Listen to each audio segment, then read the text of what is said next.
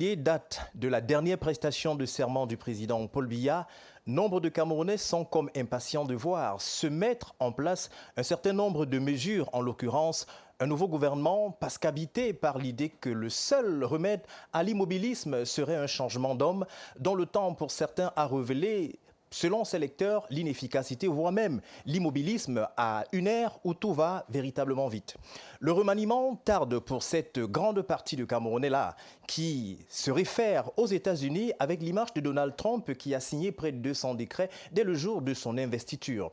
Peut-être que, mutatis mutandis, il faut reconnaître que l'Amérique n'est pas le Cameroun parce que la Maison-Blanche est loin d'être le palais des tout-dits tout de même. Les deux nations sont liées par l'histoire et surtout par les accords, notamment celui de A.S. Sonnel, c'était à l'époque. C'est connu, le groupe Actis, qui détenait la grande part des actions de cette jadis entreprise nationale, vient de céder ses parts à l'État du Cameroun, qui redevient propriétaire après plus de 20 ans. Privatisé à vil prix, le rachat, justement, quelques années plus tard, donne finalement comme une sorte de vertige. Évidemment, le montant est astronomique. Ce montant qui est véritablement multiplié de manière astronomique, nous le disions, donne du vertige pratiquement, mais aussi du grain à moudre à ceux-là à qui rien n'échappe, surtout quand il est question d'analyser au fin, d'en déceler ce qui cloche et quelques codes cachés qui donnent véritablement du sommeil au grand public. Analyse justement, parlons-en. Et de cette nouvelle affaire qui contente les uns et fâche les autres, cette nouvelle nationalisation des néos, est-elle un pas vers l'autosuffisance énergétique ou alors une sorte de piège pour tous les Camerounais? La question brûle les lèvres et il nous presse tout autant que vous d'écouter à ce sujet nos experts en plateau qui, dans leur accent croissant et perçant, croiseront le verbe sur ces sujets d'actualité et d'envergure nationale. S'il y a sans doute du courant chez vous, évidemment, c'est notre grand souhait, c'est le vœu le plus profond de toute l'équipe de Radio Balafon. Nous souhaitons justement que cela reste davantage. Mais également, vous le savez, l'obscurité est devenue trop présente, voire régulière dans la plupart des zones du Cameroun. Et justement, c'est à glacer le sang, visiblement. Ce soir, si vous avez de l'énergie, nous le disions, nous vous disons merci de nous renouveler votre confiance, madame, messieurs. Merci de rester à l'écoute de Balafon Télévision.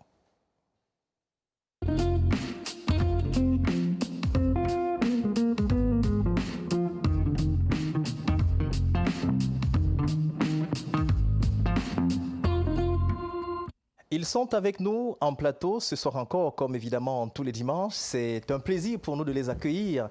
Et comme je l'appelle affectueusement, l'aîné. Alors, Pierre Claver Nkodo, vous êtes journaliste de profession. Vous êtes également spécialisé journaliste souverainiste ou encore panafricaniste souverainiste. Bonsoir et bienvenue. Bonsoir. Vous insistez tant sur panafricaniste souverainiste. Bien entendu, vous savez, c'est une idéologie que je défends depuis très longtemps, depuis de longues décennies. Et je pense que c'est celle-là qui constitue justement la clé de voûte de l'émancipation de l'Afrique, de son développement et surtout de la construction d'un continent qui sera digne d'une place au sein du Conseil des Nations. Parce que jusque-là, nos pays sont gérés, sont sous tutelle, surtout les pays de l'espace francophone. Mais nous pensons que le jour que ceux-ci vont se libérer de cette tutelle encombrante, nous aurons droit à une place honorable au sein du Conseil des Nations. Vous n'avez qu'à voir ce qui se passe, les mutations actuellement en cours du côté de l'Afrique de l'Ouest avec les États membres de la Confédération des États du Sahel. Personne ne me démentira qu'ils ont choisi la bonne voie qui garantit à leur peuple les pleins droits sur la prospérité et la liberté. Voilà. Merci déjà de m'avoir invité, de m'avoir fait l'honneur de m'inviter une fois de plus dans le cadre de ce programme. Je voudrais saluer vos milliers de téléspectateurs dans le monde. Ils sont justement nombreux, qui vous regardent dimanche après dimanche et qui justement nous laissent entendre que vous faites du bon travail. Merci. Et je salue également mes companélistes. Et puis permettez-moi de saluer, il y a beaucoup à l'étranger qui nous suivent depuis Moscou. En ce moment, ils sont connectés. D'ailleurs, vous serez à Moscou dans quelques semaines. Exactement. Merci Simon-Pierre Nkodo. À côté de vous, nous souhaitons la bienvenue et nous renouvelons cette chaleur habituelle à Simon-Pierre Mahen. Simon-Pierre, bonsoir. Une fois encore, bienvenue. Bonsoir Xavier. Je dirais un bonsoir à tous vos millions de téléspectateurs qui nous suivent à l'instant. Généralement, dans la fiche que vous avez souvent l'habitude de nous envoyer, il y a même quand vous est publié dans vos pages Facebook, il y a parfois des personnes qui se posent la question, mais c'est à quelle qualité que je réponds généralement dans des débats. Société civile. Société civile, mais parfois à un moment donné, il faudrait le préciser aussi que c'est vague. Oui. Donc il faut que j'apporte une petite modification là-dessus. Il faudrait dire à vos téléspectateurs, déjà ils nous regardent, que effectivement je suis le président de la Fédération internationale des droits de l'homme, donc la lutte contre la corruption. C'est à ce titre que je réponds généralement dans des débats. Puisqu'on parle de corruption, vous aurez du grain à moudre tout à l'heure, parce que sans doute le sujet Eneo ou encore même le sujet du remaniement ministériel vous fera certainement parler. Et nous vous attendons justement sur ce terrain-là. Merci. Merci une fois encore. Merci. Alors lui également, c'est un habitué presque déjà de ce plateau. Pourquoi ne pas le dire? Auréole Toumi, bonsoir, vous êtes dans vos attributs traditionnels. Bonsoir et bienvenue. Merci Xavier, c'est un plaisir de me convier à cet échange qui est très riche tous les dimanches soirs. C'est un très grand rendez-vous de télévision.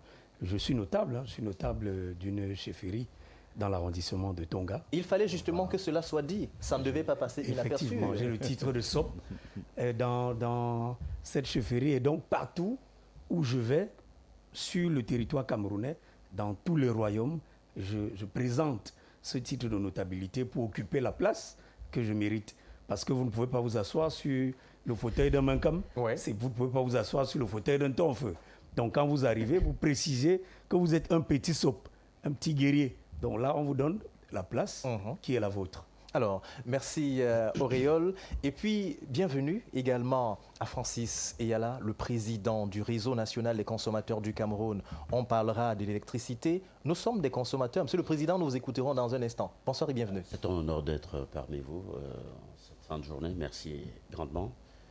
En coup de gueule peut-être, oui. Il faut que cela soit dit clairement, une fois pour toutes, que Eneo cesse de descendre avec la force publique sur le terrain. La police et la gendarmerie n'appartiennent pas à Eneo, ni à ses agents, ni à ses responsables. S'il y a un consommateur qui est indélicat, vous saisissez la justice et elle fait le travail. Nul ne doit se rendre justice dans un état de droit. Même pas une entreprise qui se croit être aussi puissante qu'elle peut l'être. Il faut respecter l'ordre établi. Merci. C'est un coup de gueule. Francis est là pour ce coup de gueule. Et nous avons en ligne le président, on va le dire, Tédissé, qui est avec nous en ligne. Dieudonné Tédissé, bonsoir. Bonsoir Raoul. Bonsoir aux copanélistes. C'est un plaisir d'échanger élégamment avec vous concernant les questions du Cameroun ce soir. Nous espérons pouvoir apporter notre modeste contribution à un pays qui, Merci de vous éloigner de votre poste récepteur, Dieudonné Tédissé. Je dis que nous sommes assez élégants d'échanger avec vous ce soir pour pouvoir démontrer aux Camerounais que dans une scène politique, on débat, on ne combat pas. Mais malheureusement, au Cameroun, on a comme l'impression que de tous les côtés, c'est le combat au lieu de débattre. Du moins, ce qui est important aujourd'hui, c'est de faire passer la force des idées et non pas l'argument de la force tel que certains ont tendance à le démontrer. Alors, puisque vous avez la parole, vous allez la garder, c'est avec vous que nous allons introduire. Il y a justement plusieurs semaines qui se sont écoulées déjà depuis la prestation de serment, le discours inaugural du président Paul Biya pour la 8e mandature. Beaucoup de Camerounais attendent ce qu'ils appellent un remaniement ministériel qui viendra comme sauver. Mais jusqu'alors, on n'en voit pratiquement rien et c'est à se poser la question, pourquoi les Camerounais doivent-ils autant attendre pour voir un remaniement ministériel? Le dernier date de 7 ans. Non, mais Raoul, il faut noter que nous sommes dans un schéma politique assez ambigu. Il se trouve que l'ensemble de ceux qui sont élus au Cameroun, depuis les maires, les députés, le président de la République, pensent qu'ils ne sont pas redevables aux populations. Parce que voyez-vous, à l'évidence, beaucoup gèrent le pays comme c'était un espace où la redevabilité était un crime. Parce que vous voyez que s'il y avait un compte rendu à faire aux populations, on n'en serait pas avec les problèmes d'électricité, on n'en serait pas avec les problèmes de route, de santé et autres. Donc du coup, les gens vont encore attendre. Il y a un musicien qui en 1997 avait dit on attend l'enfant ne vient pas. Vous attendrez comme un minkwe. Parce que franchement, je vais vous dire, pour qu'un gouvernement se presse, pour qu'un élu se presse à offrir un gouvernement, à répondre aux préoccupations de sa population, il faut que cet élu ait peur de la population. Or, aujourd'hui, au lieu que le gouvernement ait peur de la population, c'est la population qui a peur du gouvernement. Donc, il faut établir ce qu'on appelle le rapport de respect. Parce qu'ils sont là-bas, pas par la volonté du peuple, mais parce qu'ils pensent qu'ils se maintiennent par un certain messianisme politique, ce qui justifie le comportement un peu rebelle de certains. D'ailleurs, le troisième thème à l'ordre du jour porte sur le comportement d'un ministre qui tend sur les évêques et les chefs traditionnels. Voilà ce que je peux dire pour après plus de paroles. Alors, c'était le premier jet. On vous revient dans un instant. Vous restez en ligne avec nous. Alors que sur le plateau, Pierre Claver Nkodo, 7 ans sans remaniement ministériel. C'est à se poser la question. Qu'est-ce qui ne va pas? Pourquoi est-ce qu'on en arrive justement là? Alors, 7 ans sans remaniement, l'opposition estime, une partie de l'opposition estime justement que c'est quelque chose qui ne marche pas au moment où les choses semblent ne pas marcher au pays. Alors, ce temps qui court sans remaniement ministériel, c'est de l'immobilisme, pense-t-on. Qu'en est-il exactement selon vous? C'est pire que de l'immobilisme, c'est tout simplement la démission de la haute magistrature vis-à-vis des missions régaliennes qui lui sont attribuées par les masses critiques, par le Cameroun. 7 ans sans remaniement, surtout dans un pays où rien ne marche, tout marche à l'envers, où on a l'impression que non seulement à cause de l'immobilisme, mais également à cause du laisser-aller, chacun en fait à sa tête. La plupart des thèmes que nous allons évoquer ce soir sont justement la conséquence de cet immobilisme et de ce laisser-aller, au point où aujourd'hui, nous sommes en droit de nous poser la question de savoir si à la tête de ce pays, il y a encore un capitaine. Alors, il y a un capitaine, bien évidemment, que le président Paul Biya vient d'être réélu avec un score de 53%. Nous venons de passer 7 ans sans un nouveau gouvernement et plusieurs semaines après sa prestation de serment, nous sommes toujours là en train d'attendre, pourtant rien ne marche.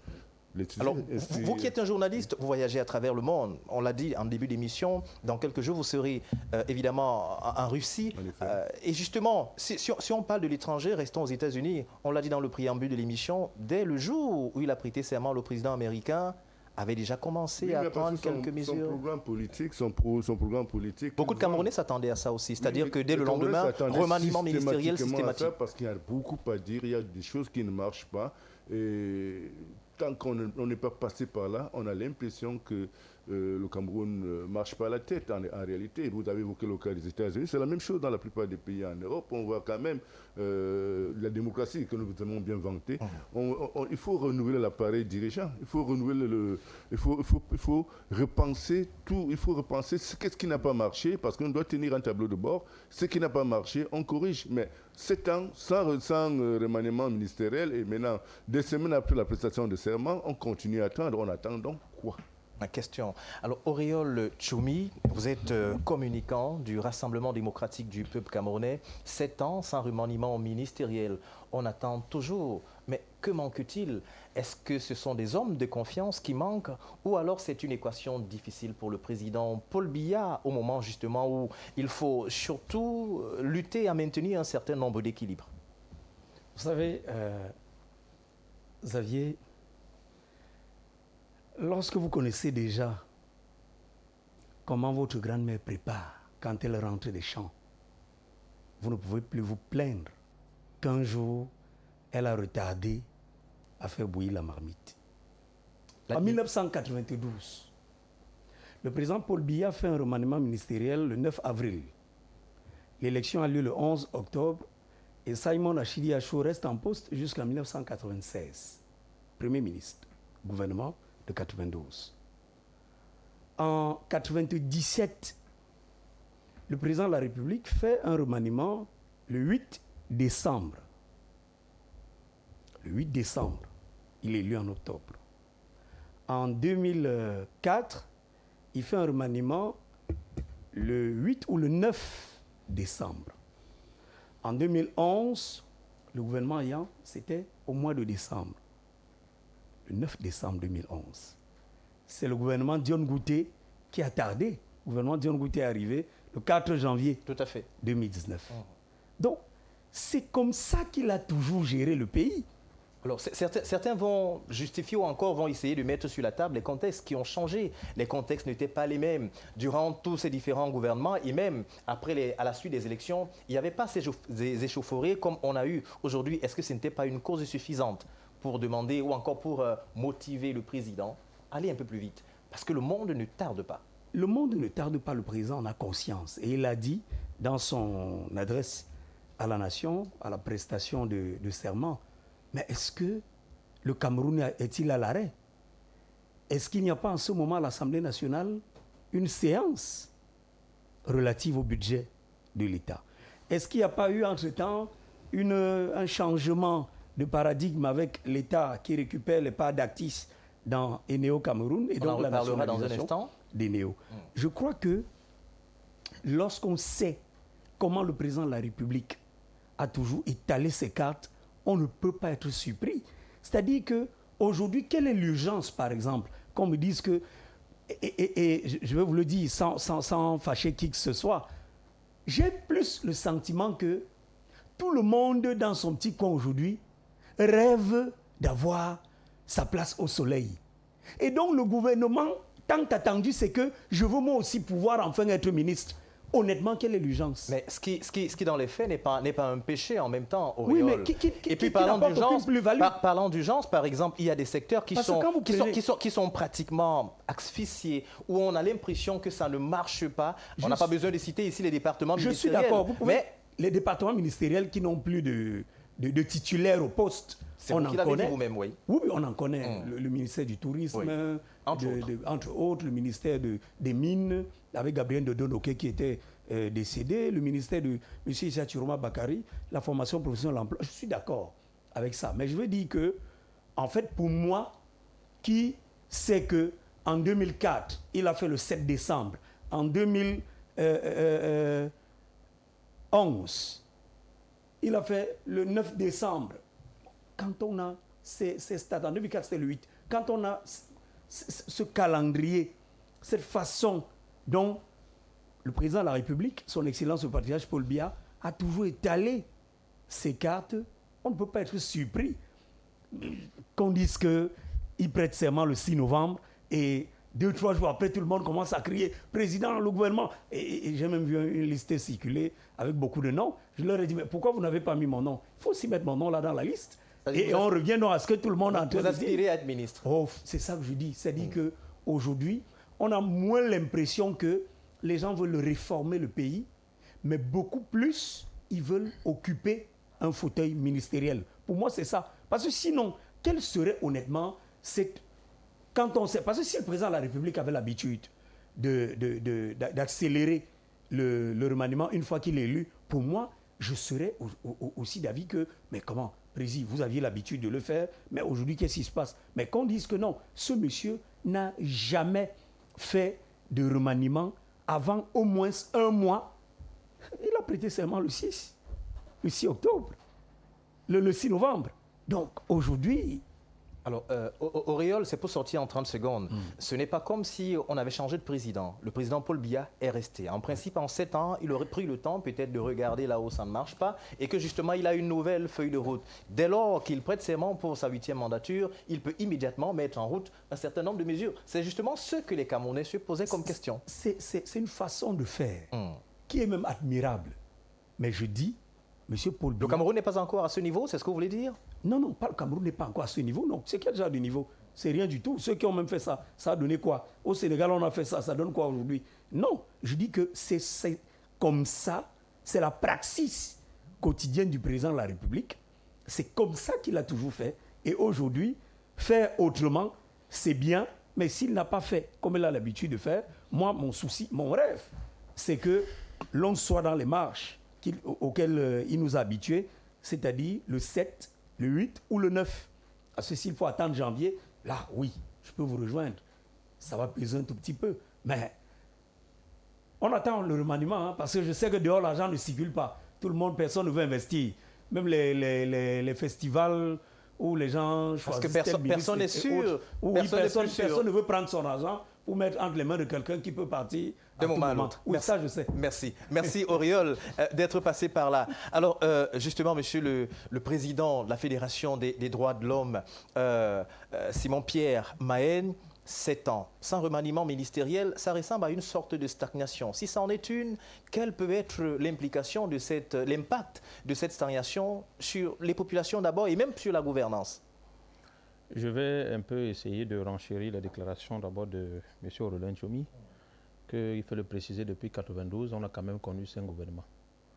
Et de ces 5 gouvernements, il faut le préciser aussi que le président de la République actuelle n'avait pas les mêmes capacités qu'il avait aujourd'hui. Parce que depuis 1992, quand même, il était quelqu'un qui bougeait les lignes, qui était à tous les niveaux, qui contrôlait l'action gouvernementale et qui sanctionnait ce qu'il fallait sanctionner. Déjà, vous le savez très bien qu'il y a plusieurs ministres qui se retrouvent aussi aujourd'hui dans le cadre de l'opération Épervier, qui aujourd'hui ne trouve plus sa place, sa raison d'être. Parce qu'aujourd'hui, on voit des gens commettre des scandales, mais on n'arrive pas tout du monde à les sanctionner. Il faudrait qu'on comprenne quand même que depuis 2018, la dernière élection, avant celle-ci, nous, on s'attendait forcément à ce qu'il y ait un remaniement. Parce que vous savez, il faut le préciser aussi que le remaniement permet à ce que les lignes bougent, permet aux gens de travailler. Parce que si vous vous imaginez que nous avons par exemple des ministres qui sont là depuis 25 ans sur le même fauteuil, vous voyez des personnes qui ont fait passer 10 ans, 12 ans, 15 ans. Pensez que quelle sera leur rentabilité si effectivement on continue toujours à les maintenir. Et quand on sort de ce prisme, on regarde maintenant autrement, on se rend compte qu'effectivement, lorsqu'on essaie de regarder la scène sociale et même environnementale, vous allez vous rendre compte qu'effectivement, les gens en ont marre parce qu'effectivement, il n'y a pas des choses qui bougent. Les populations se plaignent parce qu'ils ne trouvent pas le compte. Ça, il faut être réaliste. Et simplement, c'est parce qu'on a l'impression qu'on est en train de naviguer à vue. C'est-à-dire qu'on demeure stagnant, rien n'avance, rien ne bouge. Et aujourd'hui, on se dit, pourquoi pas est-ce qu'il faut changer les données? Parce que ceux qui sont là aujourd'hui, qu'est-ce qu'ils nous ont produit?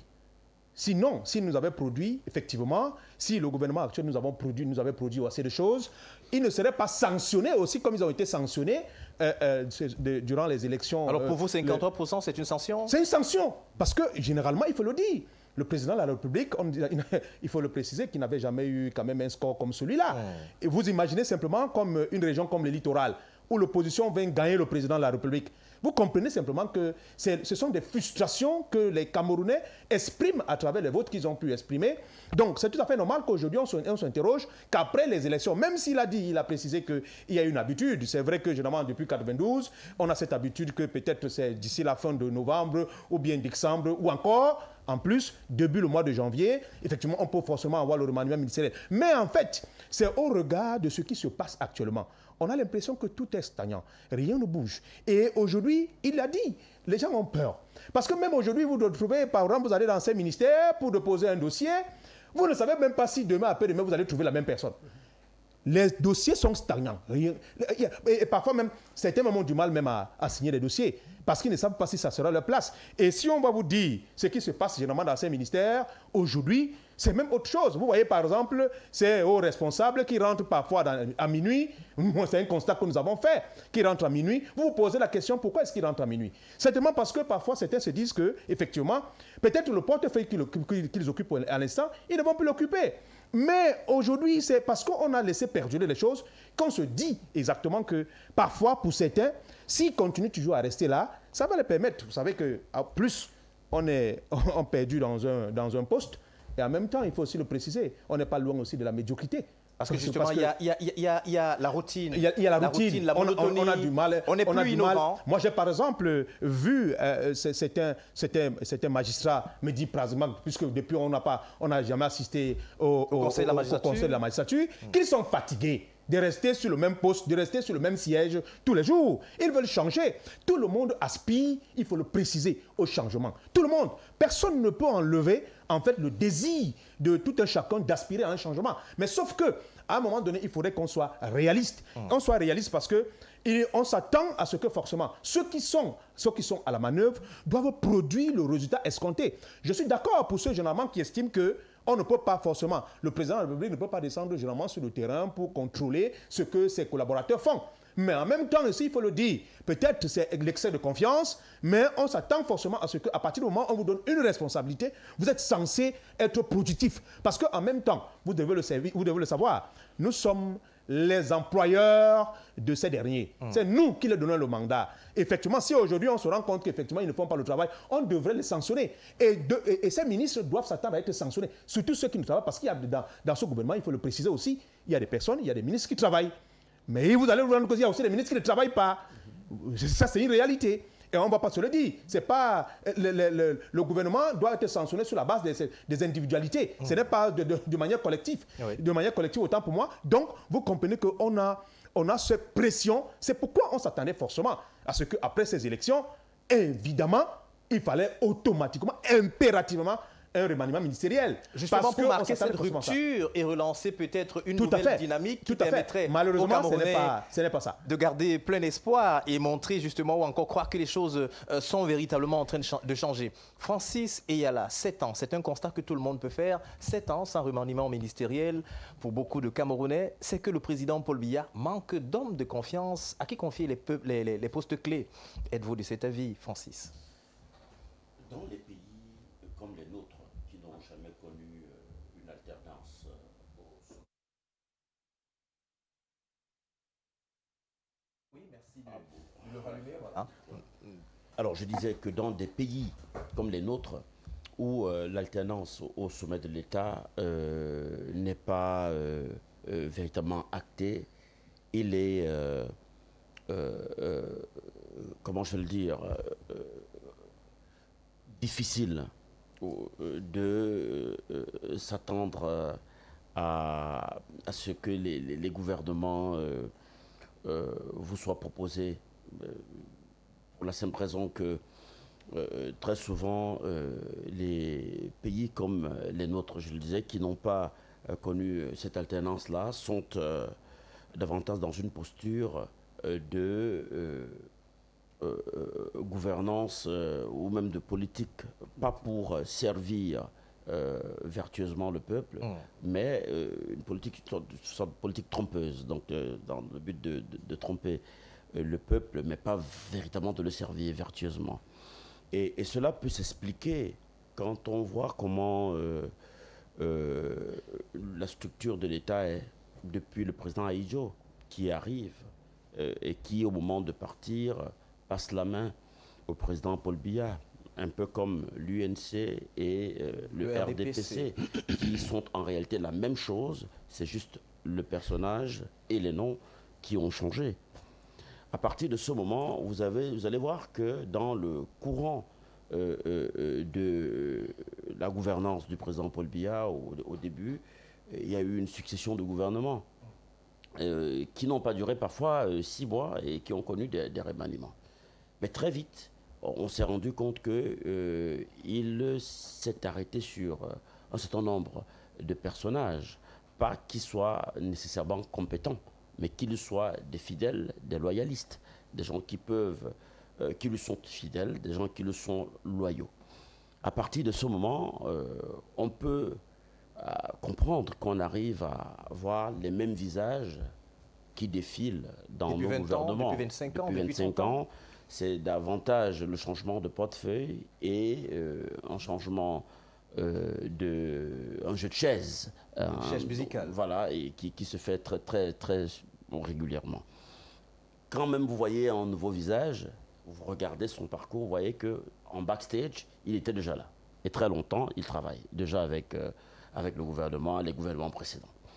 Et donc, du coup, pour nous, au Réseau national des consommateurs du Cameroun, on n'est pas très surpris que l'on soit là aujourd'hui après l'élection présidentielle, parce que nous estimons et nous pensons que il est une chose qui est constante, c'est qu'il n'y aura pas véritablement un gouvernement de compétences. Du moins, jusqu'ici, nous ne l'avons pas vu. On a plus vu des gouvernements de fidèles et de loyaux, loin des compétences. Sinon, vous ne me diriez pas. Sinon, nous ne comprendrions pas pourquoi, depuis 2019, le Réseau national des consommateurs du Cameroun a proposé au chef de l'État qu'il y ait nationalisation des DO et que seulement c'est en 2023 qu'il initie la nationalisation et que plus tard, en 2025, elle soit actée. Mais dans quel contexte? J'ai envie de m'arrêter là parce que je suppose que le sujet va nous amener à étalage tout à l'heure des méandres et des profondeurs sur la question. Mais pour sortir, j'aimerais vous amener à observer que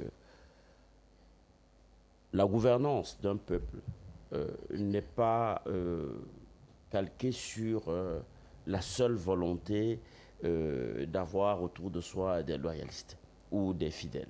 Il serait bon de la calquer sur les désirs, les aspirations du peuple eux-mêmes. C'est-à-dire que l'on choisisse des gouvernants compétents en fonction des aspirations du peuple. Parce que nous, la population, nous savons, par exemple, que tel, au vu de ces actes, au vu de ces faits d'armes pour le Cameroun, pourrait, s'il était à tel poste, impacter positivement. Vous et moi, nous savons, nous observons la scène et politique et de la société civile et des affaires. Donc nous avons la possibilité, ensemble tous, de dire, ben écoutez, tel ministre, non, comme c'est le cas aujourd'hui avec le ministre de l'Eau et de l'Énergie, qui est sur la sellette, au crible par tout le monde, même les plus jeunes pensent que c'est la calamité la pire que nous avons eue ces 20 dernières années, monsieur. Ces propos vous engagent. Je vous parle, c'est moi. Justement, ces propos vous engagent, parce que là encore, il faut... C'est le président du Réseau national des consommateurs qui s'exprime. Je suis un membre de la société civile active et agissante. Je ne fais pas de complaisance. Quand je m'exprime avec vigueur et je dis les mots qu'il faut à l'endroit qu'il faut. Alors, pour ceux qui sont à la maison, ils voudraient bien savoir, lorsque vous le dites, c'est qu'il peut avoir des éléments concluants ou encore probants qui vous amènent à faire ce genre de déclaration. Monsieur, est-ce qu'il y a des éléments... que le Cameroun est debout, oui, on n'a jamais eu autant de problèmes d'électricité et d'énergie que sous la mandature de M. Gaston Elundu-Essonda. Je vous demande de faire votre aggiornamento ou même de faire une rétrospective pour observer que dans les 20 dernières années, c'est le pire, je dis bien le pire des ministres de l'eau et de l'énergie que nous avons eu, pour être plus présent. Pourquoi? Parce que tout est bloqué. Rien ne marche. Secteur de l'électricité, vous voulez qu'on en parle? On en parlera tout à l'heure. Alors, Francis Eyala, nous le disons encore, rappelons que ces propos, ils vous engagent, ces propos-là. Alors, il est en ligne avec nous, Dieudonné Tédissé. Alors, nous parlons justement de ce problème ou encore de cette question de remaniement ministériel. Beaucoup de personnes estiment que c'est une équation complexe, étant donné qu'il y a un certain nombre d'équilibres à gérer. Par exemple, l'équilibre régional qui doit être pris en compte. Il y a un certain équilibre qu'il ne faudrait peut-être pas briser aujourd'hui, auquel cas on briserait une sorte de stabilité. Est-ce qu'aujourd'hui, cet équilibre-là permet au président de la République, ou encore la recherche permanente de cet équilibre, permet au président de la République de faire autant de temps sans remaniement? Est-ce que c'est ce qui explique? Je voudrais vous indiquer qu'il n'y a pas d'équilibre à tenir. Parce que, voyez-vous, les plus riches du pays aujourd'hui sont les marabouts et les cercles de réflexion occidentaux. Expliquez-nous. Vous êtes dans une situation où les gens ont privilégié le mysticisme à la place de la compétence. Parce que, voyez-vous, on est dans un dispositif où le critère d'évaluation de ceux qui sont en fonction n'est pas la capacité à répondre aux problèmes des Camerounais, mais c'est plutôt leur appartenance à un X ou un Y. On est dans la gadoue. Et puisqu'on est dans la gadoue, je voudrais vous indiquer que la personne qui assumera totalement cette responsabilité, ce n'est même pas ce membre du gouvernement ou bien le président de la République. C'est une partie du peuple camerounais qui a vendu sa liberté au prix d'un pain et d'une sardine. On a eu l'occasion de se libérer de ce système de 12 octobre. Il y en a qui ont privilégié le pain, il y en a qui ont privilégié la sardine. Et il y a un proverbe bamboleux qui dit que si vous trouvez le chien au piège, il faut éviter de l'enlever de peur qu'il vous morde. Vous voyez qu'aujourd'hui, chacun commence à pleurer. On a besoin au Cameroun des gens qui sont redevables à la population. Le président Idjo disait en son temps, je cite, « Tout fonctionnaire, tout élu, tout responsable, qui ne prend plus part des souffrances de son peuple commet à l'égard de la nation un crime de haute trahison. » Et je puis vous dire, je suis assez surpris qu'Auréole Tchoumi puisse dire que c'est une coutume. La coutume de l'inertie de la Gadou, c'est assez surprenant. Vous avez vu avec quelle sagacité les Camerounais sont inscrits sur l'électoral, avec quelle sagacité ils sont allés voter, avec quel rejet ils se sont abstenus à près de 42%. Mais pour un gouvernement sérieux, je crois qu'il faut qu'on puisse s'interroger. Et l'occasion est donnée, Raoul, pour ceux qui nous écoutent. C'était le premier tour. Que chacun se concentre sur les élections municipales à l'effet que, conformément à l'article 34 ou à 34.4, que la majorité au Parlement échappe à ce système et vous verrez que les choses vont se mettre sur les pendules. Voilà ce que je peux dire à cet effet. Merci. Dieudonné Tédissé. Mais justement, il y a un instant, parce que vous avez cité Auréole Tchoumi, il parlait justement de ce temps, mais également, il n'y a pas que lui. Sur ce plateau également, Francis Eyala parlait de la question des compétences et des loyalistes. Est-ce qu'on ne peut pas être compétent et être loyal en même temps? Non, en fait de compétences, Raoul, je voudrais vous indiquer que aujourd'hui, ce n'est pas l'affaire de compétences ou bien de quoi que ce soit, c'est une affaire de cooptation. Parce que s'il y avait eu une question de compétences, le mécanisme de recrutement dans la haute fonction publique et administrative devait être la méritocratie.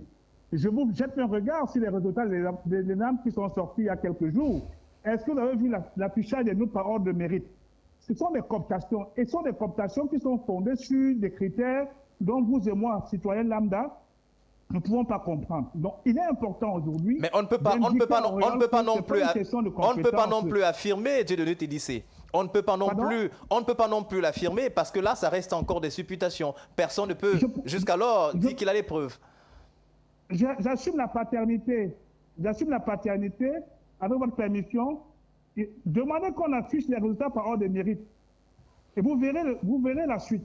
Donc, il est important aujourd'hui, Raoul, que le peuple camerounais qui est dépositaire de la souveraineté nationale puisse poser des questions. Et comme il ne peut pas poser des questions, qu'il s'appelle pour les municipales législatives afin de mettre les gens qui sont compétents, aptes à comprendre leur sensibilité. Merci. Voilà ce que je peux dire à cet effet. Merci Dieudonné Tédissé. Vous n'allez pas quitter justement. Nous parlions de cet impact sur le gouvernement. La question revient.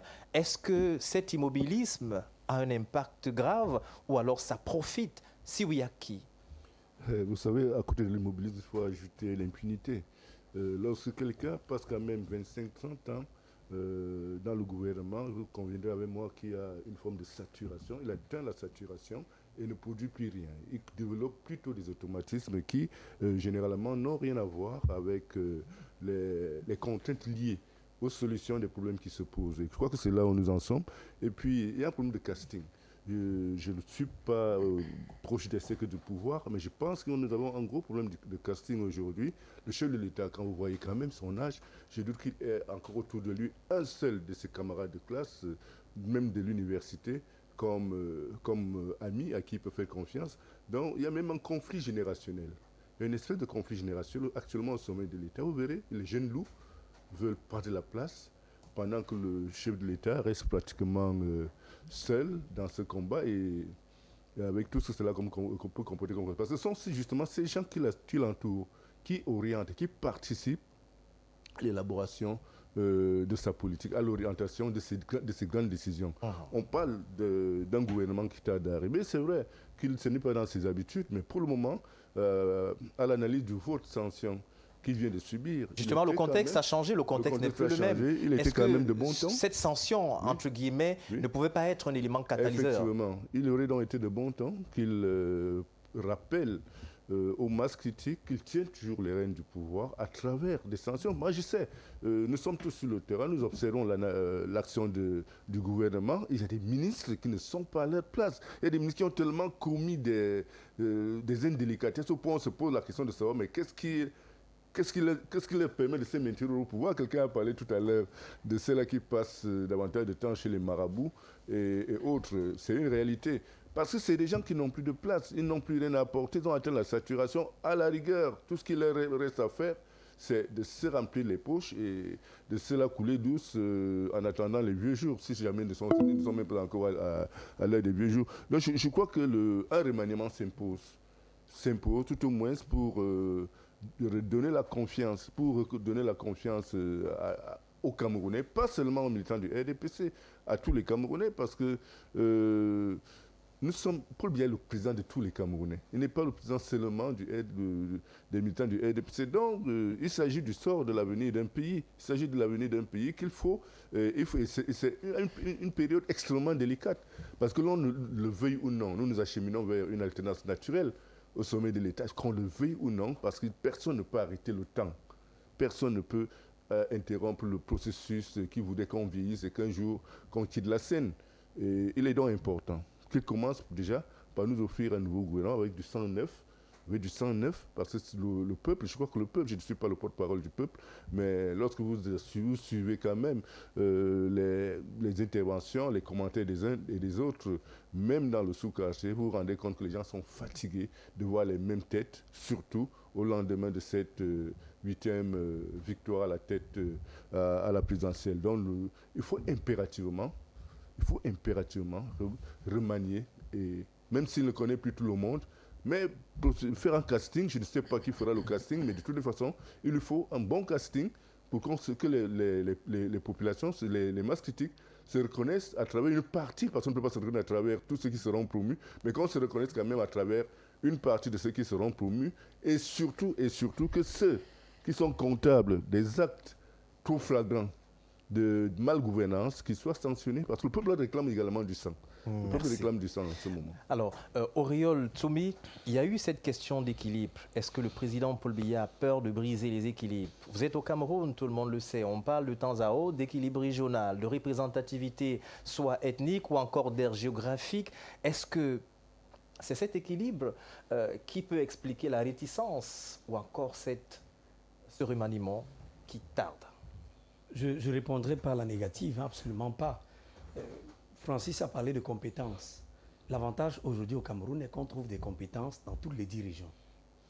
Et donc, si vous avez pu avoir un ministre de Banganté, ça ne veut pas dire qu'à Banganté, il n'y a que ce ou cette ministre qui dispose de la compétence nécessaire pour occuper un fauteuil ministériel. Donc, je crois que le jeu d'équilibre qui se fait aujourd'hui au niveau régional, il a toute sa place, même si on peut émettre quelques réserves, quelques critiques sur certains aspects, notamment au niveau de la méritocratie dont évoquent les autres panélistes sur le plateau. Je pense que pour moi, en réalité, ce n'est pas un gouvernement à tout prix qu'il nous faut. Qu'est-ce qu'il nous faut? Moi, ce que je dis, en assumant, ça c'est Auriol Tsoumi qui le dit, ça n'engage pas le RDPC, c'est un gouvernement de rupture. C'est un gouvernement de rupture. C'est pourquoi je vous ai dit à l'entame du plateau, si on veut un gouvernement pour un gouvernement, je suis candidat donc à un poste ministériel moi aussi. Si c'est un gouvernement pour un gouvernement, prenez tout le monde, même sur ce plateau, d'ailleurs on peut déjà tous former un gouvernement. Mais la question c'est, quand on regarde le Cameroun aujourd'hui, en faisant une sorte d'extraversion pour regarder la Côte d'Ivoire, pour regarder le Burkina Faso, pour regarder le Nigeria, pour regarder le Gabon, pour regarder le Kenya, l'Éthiopie, le Rwanda, est-ce que le Cameroun, avec tous les moyens mis en jeu par le chef de l'État, est-ce que le Cameroun n'accuse pas un retard? La réponse, elle est oui. Le Cameroun accuse un gros retard. Je vais vous prendre un cas, et je le dis tout le temps. On a élection des conseillers régionaux en décembre. Quand vous prenez, par exemple, je regardais quelques chiffres. Vous voyez à Douala, vous voyez à l'ouest, au littoral, il n'y a pas de conseil régional à Douala, c'est le conseil régional du littoral. Vous voyez des chiffres où on vous dit par exemple, construction et équipement de 2 salles de classe avec 60 tables bancs, 42 millions. Vous mettez les mains sur la tête. C'est-à-dire que le mécanisme de financement du développement de l'État aujourd'hui prête à confusion. Parce que les accords, les contraintes que nous avons avec les bailleurs de fonds mondiaux, un New Deal est important, c'est-à-dire de nouvelles personnes qui, après avoir observé la scène pendant longtemps, peuvent proposer au président de la République des réformes véritablement structurelles et infrastructurelles.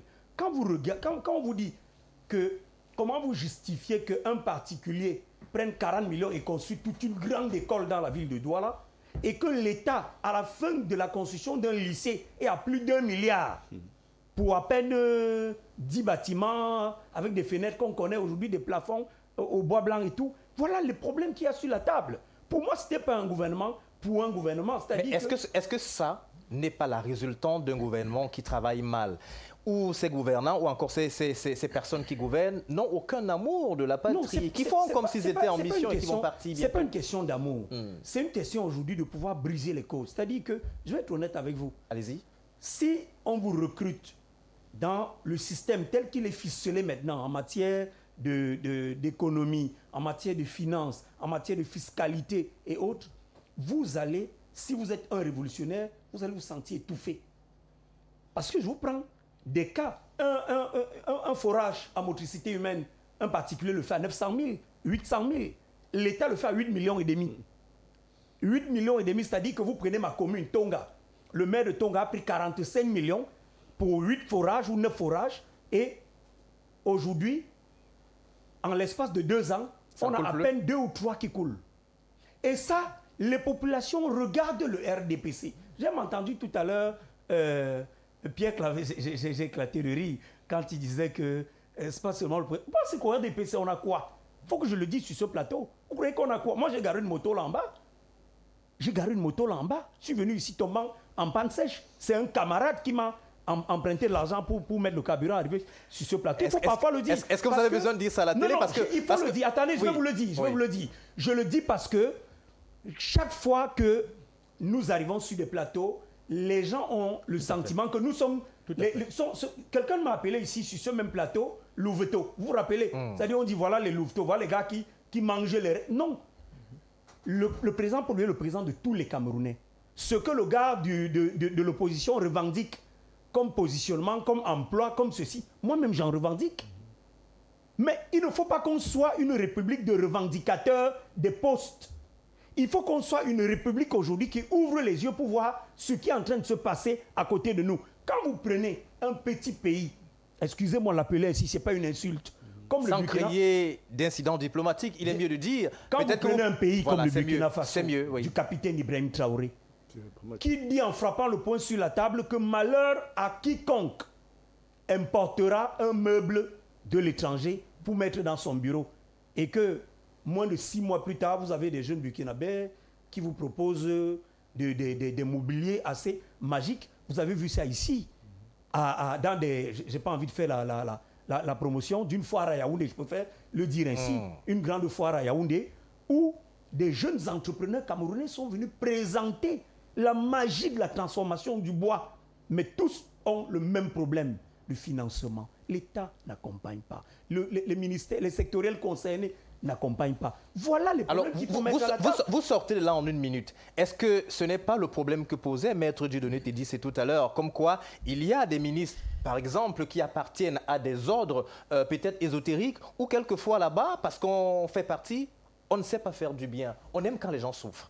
Est-ce que peut-être en changeant, ça ne peut pas amener les choses à être débloquées? Parce que là, on est en train de vivre une sorte de strangulation économique. Je ne prends pas ça comme ça. Vous prenez ça comment? Je prends ça comme... Quand vous prenez la Kamwata, par exemple, aujourd'hui, il y a une nette évolution. C'est un jeune, Dr Blaise Moussa. Oui. Quand vous prenez la CNPS, aujourd'hui, c'est le fleuron de l'administration numérisée. La Campost est en train de se réveiller. Vous avez donc beaucoup d'administrations qui ont compris les enjeux. On ne peut pas résumer la parler de pain sardine. Ce sont des expressions que je n'emploie pas. Pourquoi? Parce que quand je parle crûment comme ça, c'est pour que lui, le frère Tédissé, comprenne que les problèmes qui minent le Cameroun touchent tous les Camerounais. Ce n'est pas une affaire de quelques privilégiés. Quand vous dites qu'il y a des marabouts, je sais que Popoli, à l'époque de Le Messager, Popoli aimait bien reprendre ça, cette satire qui disait les hôtels sont remplis de marabouts et tout. Mais attendez, vous croyez vraiment que le président Paul Biya, pour nommer un ministre ou pour débarquer un ministre, il y a des gens qui se croyaient intouchables dans ce pays, hein? certains qui ont été envoyés au quartier. Il y a d'autres qui se croient intouchables, qui sont en prison. Merci. Pour que le président Paul Biya au niveau d'un marabout près, fut-il venu du Bénin? Moi, je ne pense pas. Merci, Auréole Soumi.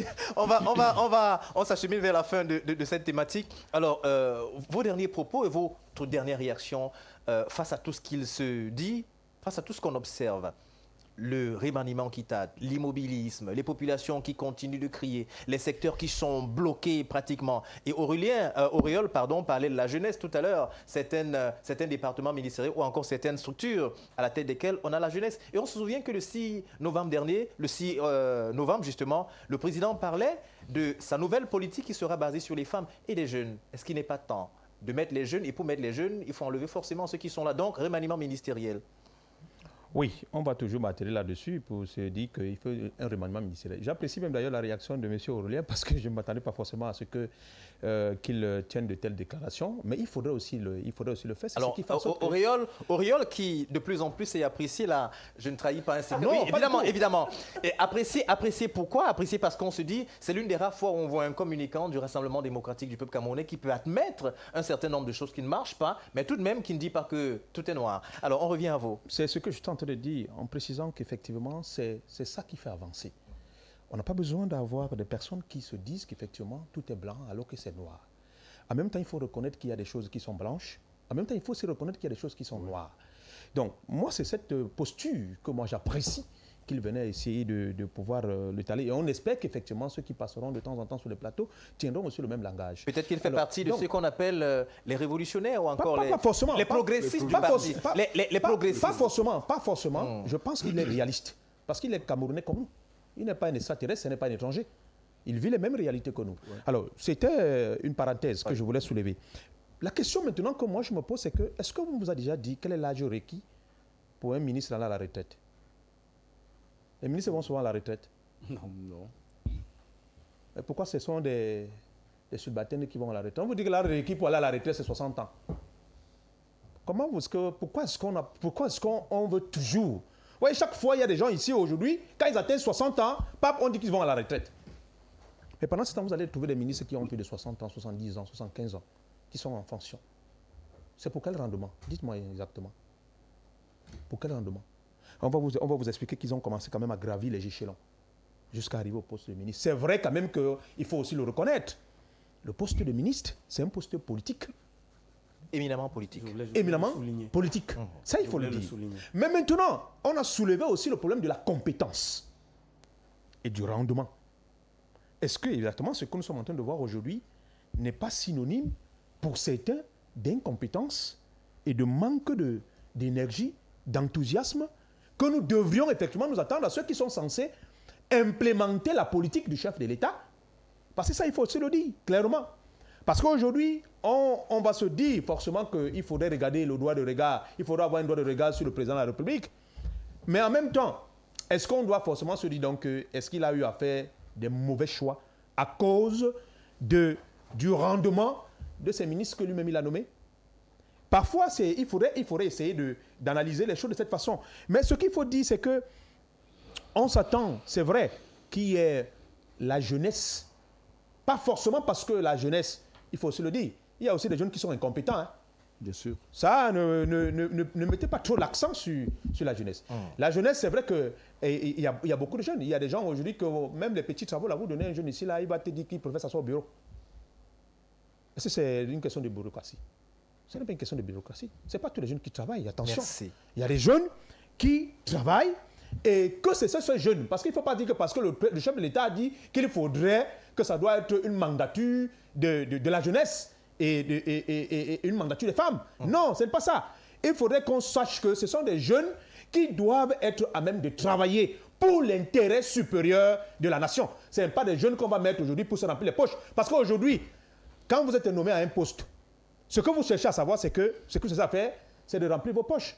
Vous allez voir que la plupart des grands investisseurs aujourd'hui, ce sont ceux qui assument pour certains des postes ministériels. Parce qu'effectivement, on va d'abord dans le sens de pouvoir se satisfaire nous-mêmes et non de satisfaire les populations qui, en réalité, ont donné un mandat par lequel nous avons été nommés à un poste requis. Donc, en principe, ça, il faut le dire clairement. Nous avons besoin des personnes qui travaillent. Qu'ils soient vieux ou jeunes, ce sont des personnes qui doivent travailler. Et s'il faudrait un remaniement ministériel, il faudrait un gouvernement qui travaille, un gouvernement qui est à l'œuvre. Et à chaque fois que nous vous donnons de voir, on devrait se rendre compte qu'effectivement, est-ce que vous savez qu'aujourd'hui, lorsque quelqu'un... Vous sortez par là? Effectivement, je vais sortir par là. Si on vous nomme à un poste et que les Maître populations, Teddyssé, on vous revient les dans un populations instant. savent que vous travaillez, mais comment les populations ne seront pas contentes de voir qu'effectivement vous travaillez? Qu'est-ce que vous allez demander aux populations qu'ils ne vont pas vous donner?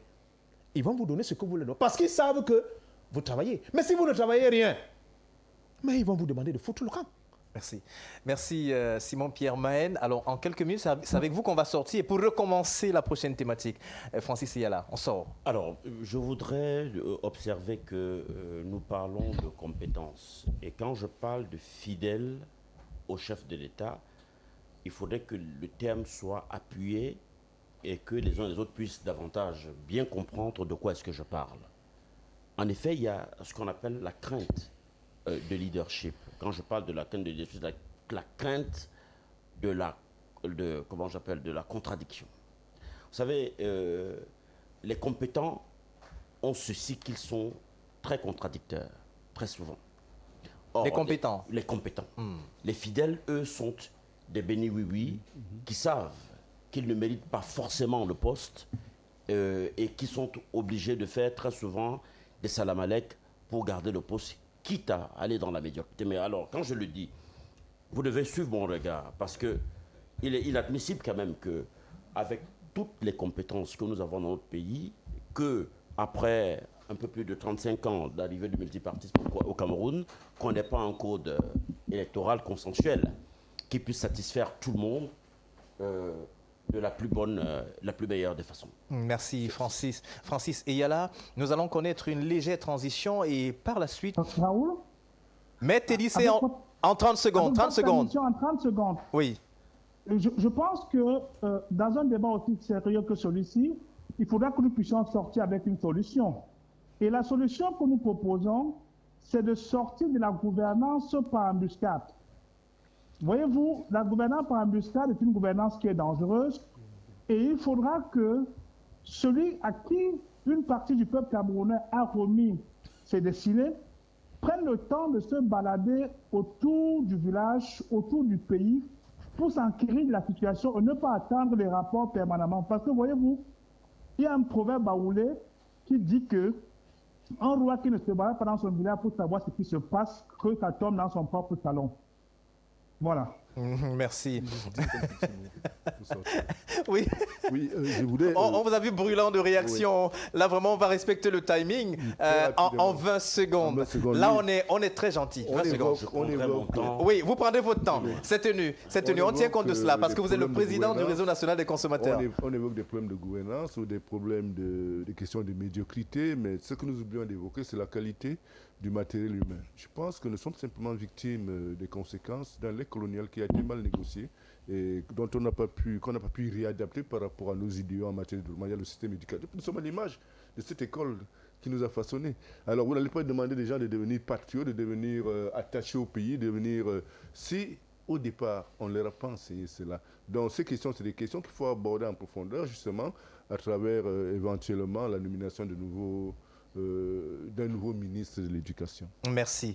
Merci. Quand l'éducation demande à s'inviter ou encore demande à être impliquée ou encore à être revue pour, on va le dire, initier les gens à la notion proprement de patriotisme, très certainement que ceux qui nous regardent et les dirigeants prendront en considération tout ce qui est dit sur ce plateau. Mais parlons d'autre chose à présent. Parlons de cette nationalisation d'Eneo. Il y a quelques jours, cette information qui a fait véritablement le tour de la toile avec les 51% des parts qui appartenaient autrefois à Actis, qui sont rachetés par l'État du Cameroun. Eneo redevient donc pratiquement camerounaise à 100%. Alors, est-ce là un piège ou alors un pas vers l'autosuffisance énergétique? C'est la question justement qui amène à réfléchir et surtout à débattre en cette deuxième partie de l'émission.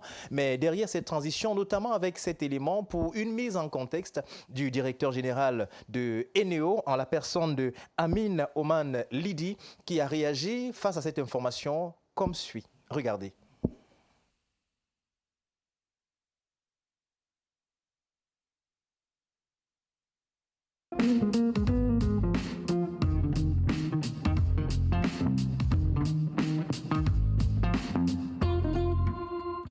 Aujourd'hui s'est déroulée la cérémonie de signature des documents qui formalisent le rachat par l'État du Cameroun des 51% que détient Actis dans Eneo. Ce qui conduit à ce que l'État détiendra 95% des actions d'Eneo, 5% étant détenues actuellement par le GIC.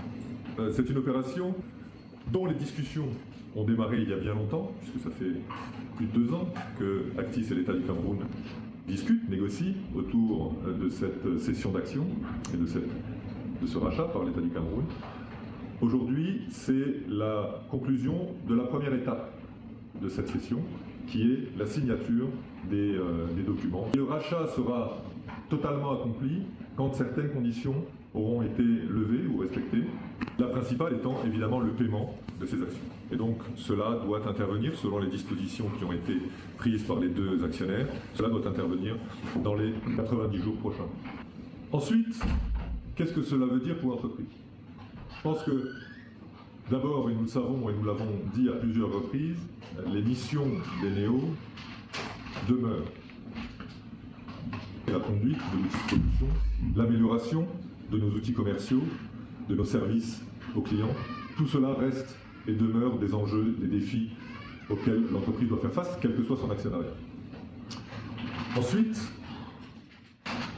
il y a ce changement d'actionnariat qui pourrait, qui conduit d'ailleurs à un certain nombre d'interrogations qui sont tout à fait légitimes. Aujourd'hui, il est important de garder à l'esprit, et c'est en cela que je souhaite m'adresser à l'ensemble des hommes et des femmes d'Eneo, il est important de garder à l'esprit que les ressources de l'entreprise, les ressources humaines de l'entreprise, sont l'un, si ce n'est le principal pilier. Et donc, pour pouvoir poursuivre ces missions, l'entreprise a besoin de s'appuyer sur ce pilier essentiel que sont les ressources humaines. Je souhaite ici livrer donc un message clair aux agents d'Eneo sur le fait que la ressource humaine de l'entreprise est l'un de ses piliers, l'un de ses principaux actifs. Et l'entreprise ne peut se développer, ne peut poursuivre son action, ne peut se transformer que en capitalisant sur ces ressources humaines.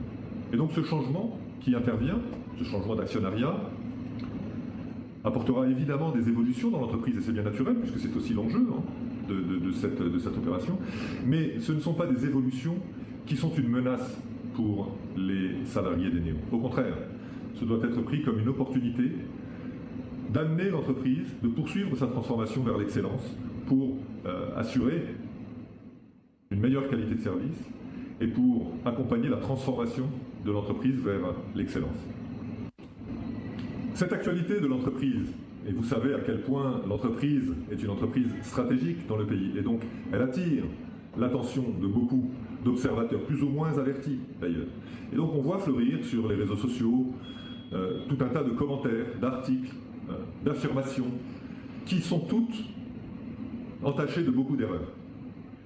On peut lire, on peut entendre différents points de vue, qui sont parfois mus par des objectifs différents, mais en tout cas qui ne servent pas à l'intérêt de l'entreprise. Et donc j'appelle les uns et les autres à s'assurer de ne pas se laisser aller à des interprétations basées sur des informations qui, pour certaines, sont tronquées, pour d'autres sont inexactes, et pour d'autres encore sont fausses. Il y a des canaux d'information officiels. Je pense qu'il faut rester dans le cadre de ces informations, et bien évidemment, toute information utile sera communiquée en temps et en heure à l'ensemble des salariés, et d'ailleurs il est prévu des rencontres avec les représentants du personnel, avec les agents de l'entreprise, pour leur présenter cette opération. L'actionnaire qui devient majoritaire, l'État du Cameroun, viendra aussi s'adresser au personnel de l'entreprise pour les informer, pour les rassurer si c'était nécessaire. Donc restons vigilants de ne pas sombrer dans de la désinformation.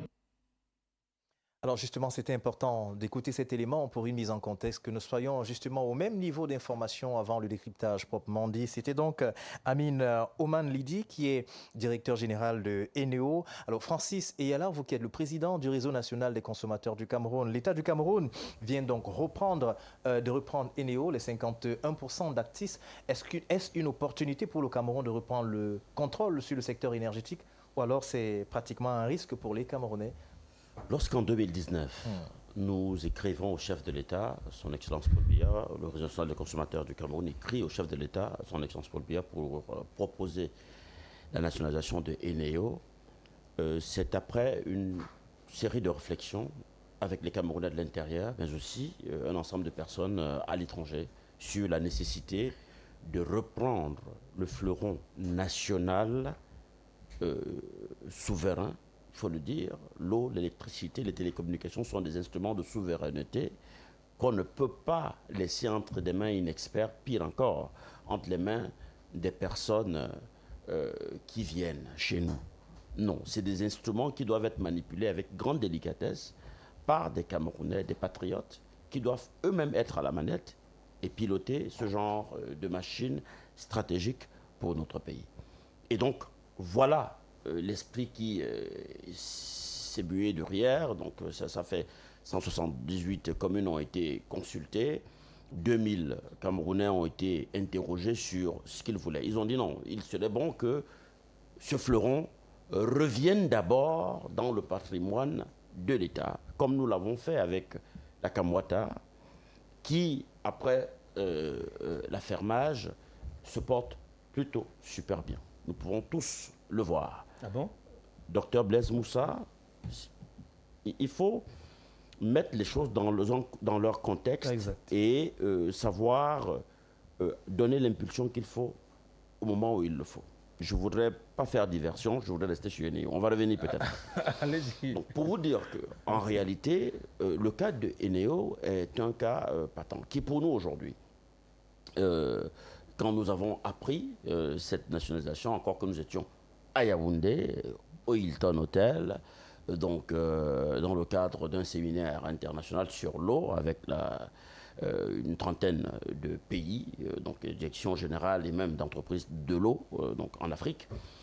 Et nous avons appris la nouvelle et nous nous sommes dit, ben, écoutez, on n'est pas surpris, on attendait cela, parce que nous suivons de près ce dossier depuis l'instruction du chef de l'État en 2023 pour demander la nationalisation. Et l'acte qui a été commis il y a 2 jours, 3 jours peut-être déjà, oui, donc voilà.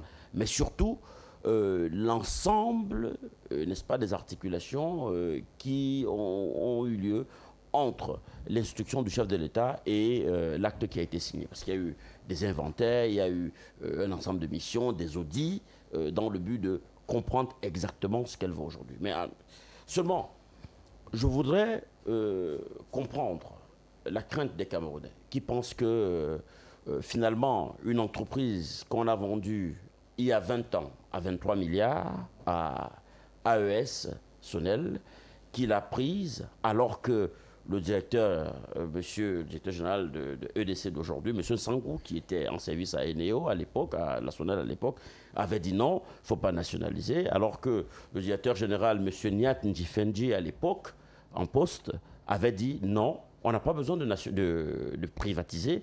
La seule chose qu'on devrait faire, c'est revaloriser le prix donc de l'électricité de 5% et on stabilise notre entreprise. Mais il y a eu des mains, sont quand même derrière, qui ont poussé vers la privatisation. Alors lorsque vous parlez des mains derrière qui ont poussé à la privatisation, est-ce que vous laissez entendre qu'il y a des personnes qui tirent les marrons, qui profitent notamment de la privatisation des entreprises étatiques? Mais toujours, et je vais plus loin. Alors, AES prend, au bout de quelques années, paf, il explose le chiffre d'affaires à 300 milliards. Oui. C'est-à-dire que pour quelqu'un qui prend un article à 23 milliards, en quelques années, il explose carrément 300 milliards. Mais il ne réalise aucun investissement contractuel. C'est-à-dire qu'il a contracté dans le contrat qui lui a été assigné, il y avait un certain nombre de choses à faire qui n'ont jamais été faites, notamment l'Ompangar, c'est AES qui devait porter l'Ompangar, il a refusé de le faire, notamment la stabilisation électricité en portant l'indice de rendement qui a poussé à la privatisation, qui était à 70, donc le ramener au moins à 80 pour qu'il soit resté dans les normes internationales pour comprendre que l'entreprise d'électricité du Cameroun était devenue stable. Non, il ne l'a pas fait. Et plus loin, on est arrivé à ce qu'on a eu. Le contrat est terminé. Une fois que le contrat est terminé, l'État aurait pu tout simplement reprendre son fleuron et se dire, OK, on a vécu une expérience qui n'a pas été très bonne, on préfère reprendre et nous-mêmes on se met dessus. Mais il y a encore eu des manœuvres derrière qui ont fait savoir que l'idéal était de privatiser à nouveau. On a donc donné à Actis qui a contracté pour à peine, combien, vous avez dit combien ? 99 milliards. Et il prend à 99 milliards, c'est un fonds d'investissement, donc il puise encore, et finalement, on est à la faillite. Mais on est à la faillite parce qu'il crie faillite, c'est ce qu'il dit. Une fois que cela est fait, il faut sortir de là. Il décide de jeter l'éponge. Mais il jette l'éponge en disant que ça coûte 78 milliards. Seulement, derrière les 70 milliards, il y a 800 milliards. Une ardoise de 800 milliards de dettes. Sans compter les 7500 milliards de trop perçus, volés aux consommateurs au travers de la facturation non conforme et arbitraire, des compteurs mal étalonnés qui sont installés dans les ménages et d'autres abus qui doivent être reversés. Ces gens-là, on ne peut pas les laisser partir comme ça. Même s'ils partent, il faut les attaquer à l'international, même individuellement. Parce qu'il est inadmissible que dans un pays sérieux, on se laisse berner à ce point. Je dis que le chef de l'État a pris sa décision. Il a dit, même si c'est 1000 milliards, je veux que ça revienne dans le patrimoine du pays. Ok, d'accord. 878 milliards, c'est pas grave. C'est pas si grave que ça parce que nous avons des technocrates, des personnes vraiment qui peuvent relever cette entreprise en 3 ans et lui donner une véritable stabilité. Moi, je vous le dis, je ne suis pas ici pour faire de la propagande. Je sais de quoi je parle, je fais de la recherche, elle est documentée. Nous avons des indicateurs qui prouvent que si on donne cette entreprise, ou alors le secteur de l'énergie, à des personnes qui sont muées d'un certain nombre de compétences et de savoir-faire dans le secteur, on a beaucoup, mais il y en a tellement, le Cameroun, à l'étranger comme ici, où nous avons des compétences, des gens qui peuvent porter cela. Mais à une seule condition. Laquelle ? Que la production, le transport et la distribution soient exclusivement réservés à une seule entité, comme on l'a fait avec la Camboita. Qu'il n'y ait plus une entreprise qui produit et une autre qui commercialise. Parce qu'aujourd'hui, il y a Eneo, il y a Sonatrel, il y a EDC. Mais il faut sortir de là. Oui. Ça s'appelle EDC, Énergie du Cameroun. Il peut devenir la nouvelle entreprise d'électricité qui en réalité fait la production parce qu'elle a la maîtrise d'ouvrage. Attention, c'est l'ingénieur de l'État en matière d'électricité dans le secteur. Donc, il a l'ingénierie, à la fois l'expertise professionnelle, mais aussi l'ingénierie financière, la maîtrise de l'ingénierie financière du secteur. Donc, on a de quoi ici avoir un grand architecte qui prenne le secteur et qui permette de le stabiliser, qui soit capable de le stabiliser au bout de quelques années. Maintenant, pour sortir, très rapidement. En 30 secondes. Nous voulons rappeler ici que c'est une lutte que ça fait 20 ans, quand même, que nous souhaitons que cette entreprise revienne dans le patrimoine de l'État. Je comprends les pleurs des uns et des autres. Est-ce qu'ils sauront faire? Est-ce qu'on a vu Camerco, ça ne marche pas, Camtel, ça ne marche pas? Je vous dis que la Camboita, ça bouge.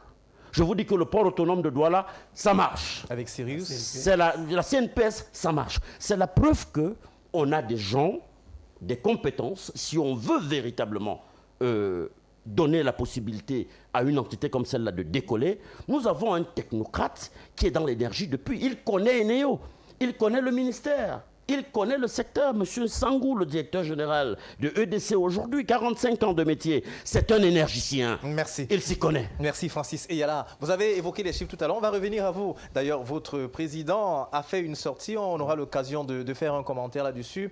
Auriol Tomi, voici quelques chiffres. Alors, la Sonel a été vendue à 23 milliards. Quelques années plus tard, justement, à AES Sonel, l'entreprise américaine qui l'achète à 23 milliards, qui la revend des années plus tard à 99 milliards. Et aujourd'hui, le Cameroun rachète à Eneo, qui achète à AES, à 878 milliards, parce qu'on inclut également les dettes. C'est un chiffre qui donne du vertige quand même. Bon, je crois que les chiffres résultent d'une conjoncture. Hein. Les parties prenantes à ce projet se sont largement exprimées. Il faut savoir que le contrat qu'il liait l'État camerounais au bailleur de fonds disait que qu'on consomme ou non, qu'on produise ou non, il faut payer mensuellement. Je crois 10 milliards. 10 milliards de francs CFA. Ça, c'est dans le seul cas de Nachtigal. C'est-à-dire que le barrage de Nachtigal. Le barrage de Nachtigal. Oui. 10 milliards de francs CFA par an qu'on est consommé. Non, par mois, par mois qu'on est consommé ou pas. Non. Take off pay. Mais, exactement. Mais je pense que entre s'enliser dans les chiffres et faire le saut patriotique de la récupération, tel que revendiqué par les consommateurs, les consommateurs, les leaders d'opinion camerounais, je crois que la bonne démarche est celle que vient de prendre le chef de l'État. Alors, vous parlez de saut patriotique. Nous restons avec vous. Nous avons donné quelques chiffres, mais c'était évocateur d'un processus que nous voulions atteindre. Francis Eyala disait tout à l'heure qu'il y a des mains tapis qui ont géré les dossiers de privatisation. Et d'ailleurs, un avocat, maître Timban Mbomo, l'avocat demande une enquête parlementaire pour établir les responsabilités historiques dans la destruction progressive de la Sonel. Et justement, il estime que cette privatisation a enrichi quelques acteurs et appauvri la nation. Est-ce qu'une enquête doit être ouverte? Est-ce qu'on peut ouvrir cette enquête si on s'en tient à ce que dit l'avocat? Si Maître Timban a des éléments probants, nous sommes quand même dans un état de droit.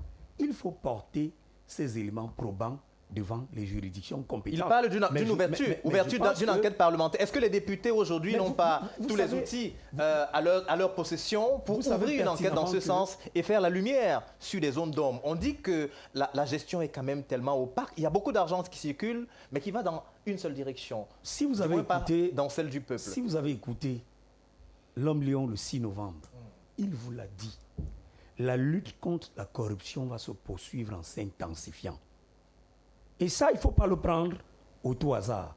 La Chambre des comptes, chaque année, produit un rapport qui touche même le secteur énergétique. Je crois que quand on va lire le rapport 2024 de la Chambre des comptes, on pourra arriver là-dessus. Mais je disais pour ce qui est de Maître Timban que nous fonctionnons également sous le régime de la dénonciation. C'est-à-dire que si vous avez des éléments probants, il faut les porter à la hauteur. Je suis d'accord quand il évoque les compteurs étalonnés. Et c'est pourquoi je vous dis, je suis content parce que Accent 237 a cette particularité de ne pas mettre à la table des débats partisans. Quand vous prenez... On prend cet espace pour en faire un véritable espace d'éducation des masses. Oui, merci. Honnêtement, il faut vous saluer. Merci. Parce que quand vous prenez un gars qui avait pour habitude de payer 2,5 kW par jour, de consommer, je veux dire, 2,5 kW par jour, et qu'avec un compteur prépayé, il se retrouve du jour au lendemain à 4, 5, 6, 7, 8. Francis Eyala a l'énoncé jusqu'à se fatiguer. Vous avez cessé de vous battre? Non. La lutte continue. On en parle. Donc, je reviens simplement en vous disant que, en toute honnêteté, il faut saluer le chef de l'État, cette vision qui consiste aujourd'hui à dire nous pouvons. Quand il cite les managers, le seul point sur lequel je ne suis pas d'accord avec lui, c'est celui d'une entité qui gère tout. Pourquoi? Parce que le secteur énergétique est un peu plus délicat. Et il le sait, il travaille dans ce domaine depuis fort longtemps. C'est quand le chef de l'État met sur pied, crée la Sonatrel en 2015. Le directeur général de la Sonatrel, le docteur Mbemi Nyanga Victor, arrive en 2016. Vous voyez que de 2017, où il commence véritablement à attaquer le terrain, à aujourd'hui, la Sonatrel a énormément œuvré.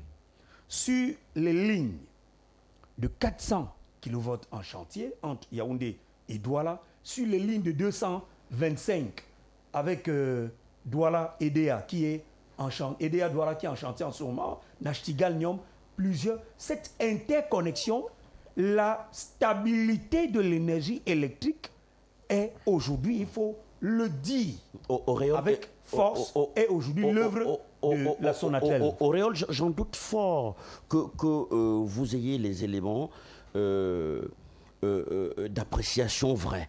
Parce que laissez-moi vous dire, est-ce que vous savez que la ligne de transport de 50 km qui évacue l'énergie qui sort de Nachtigal dans le réseau interconnecté, vous savez par qui elle a été construite?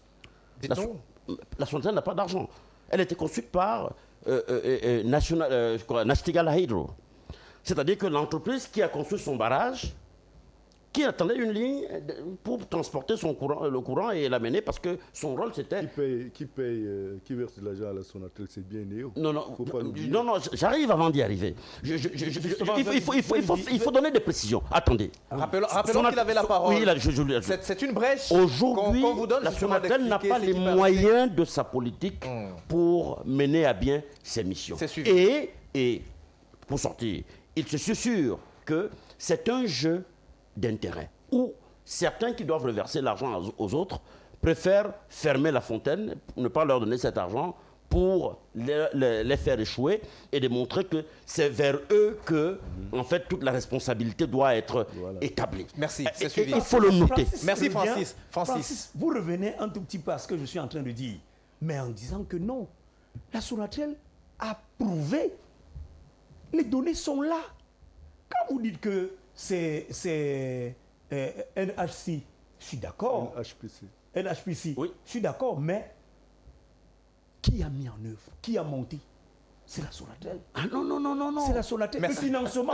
Le financement, quand vous posez le problème aujourd'hui en termes de financement, je dis, mais si Eneo payait sa dette régulière, encore que la Sonatel a réussi le miracle de moderniser tous les postes qu'Eneo n'a pas pu moderniser. Quand vous prenez Logbaba, c'est la Sonatel. Bonabéry, c'est la Sonatel. Aujourd'hui, je le disais, quand vous sortez par là, Auréole. La plupart des postes, la plupart des lignes qui ont été renforcées, parce que, disons-le aussi à nos téléspectateurs, la Sonatel ne s'occupe pas des moyennes et basses tensions. Elle porte l'énergie, plus de 30, points de production 31 000 volts en montant. Mais ce qu'elle a fait aujourd'hui est admirable. Et moi, je pense que remettre toute cette architecture, parce que ce qu'il est en train de dire, ça voudrait dire qu'on supprime la Sonatel. Là, moi, je ne serais pas d'accord. Merci. Ce serait Merci, c'est suivi. Vous ne prenez la parole, Francis, tout à l'heure, dans un instant, parce qu'il y a quelqu'un au téléphone. Le temps de le prendre. Vous allez réagir, Pierre Claver. Alors, Maître Dieudonné Tédissé. Je vous reçois 5 sur 5. Alors, Maître Dieudonné Tédissé, la Eneo redevient camerounaise à 100%. Lorsqu'on connaît les habitudes nationales ou encore des Camerounais, est-ce qu'on ne craint pas que la gestion qui pourrait être faite soit une gestion peut-être catastrophique? Merci de vous éloigner du poste récepteur. Merci de couper le son de votre poste. En fin de situation, si vous me recevez, je voudrais indiquer que c'est comme si on vous donnait un bébé qui est mort. Vous voyez, c'est une escroquerie politique qui ne dit pas son nom. En 2001, Eneo, Sonel coûtait 23 milliards de francs. Après, ils ont donné le bébé mort, ils se sont appropriés de la richesse. Aujourd'hui, ils viennent nous filer une histoire de 78 milliards de francs. Entre-temps, il y a les dettes de patrimoine, 489 milliards de francs. Vraiment, Raoul, il faut que les Camerounais soient sérieux.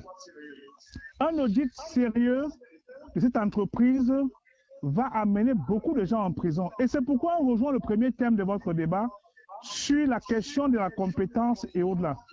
Est-ce qu'il y a la redevabilité? Pendant qu'on se concentre là, le Cameroun a la lumière, mais les Camerounais n'ont pas la lumière. Nous avons le dam de Yoké dans Amouyouka. Alors, éloignez-vous, coupez complètement. Maître Dieudonné Tédissé. Le Cameroun n'utilise même pas 5% de capacité. Voilà un gouvernement qui, pour cacher ses incompétences, vient vous mettre sur la table une affaire de 78 milliards de francs, alors que cette entreprise qui est le fleuron de l'économie camerounaise n'est même pas utilisée à 5%. Je voudrais vous indiquer que On aurait pu applaudir ce gouvernement si en aval ou alors en amont, il y avait eu une restructuration du système éducatif pour former les enfants au niveau de la fabrication des bobines, des turbines, des câbles, des pylônes et autres. On vous dit qu'on a nationalisé une entreprise, tout le matériel jusqu'au boulon sont importés. Vous voyez qu'on sort de la chambre, du salon pour entrer dans la chambre. Donc nous voulons une affaire où on ne vient pas nous vendre des éléphants blancs. Qu'on intègre une nationalisation, c'est bien, mais il faudra que le système éducatif camerounais accompagne ce processus à l'effet que plus jamais on ne rentre dans ces affaires de privatisation qui en réalité n'a fait qu'étrangler le peuple du Cameroun. Voilà les éléments sur lesquels on va pouvoir travailler. J'ai suivi Aurélien tout à l'heure vanter Sonatrel, parler des transformateurs de Yaoundé-Douala. Entre-temps, vous pensez que les populations, même les Bibéons, la lumière, celles de Concha ont la lumière, celles de Maobalé ont la lumière.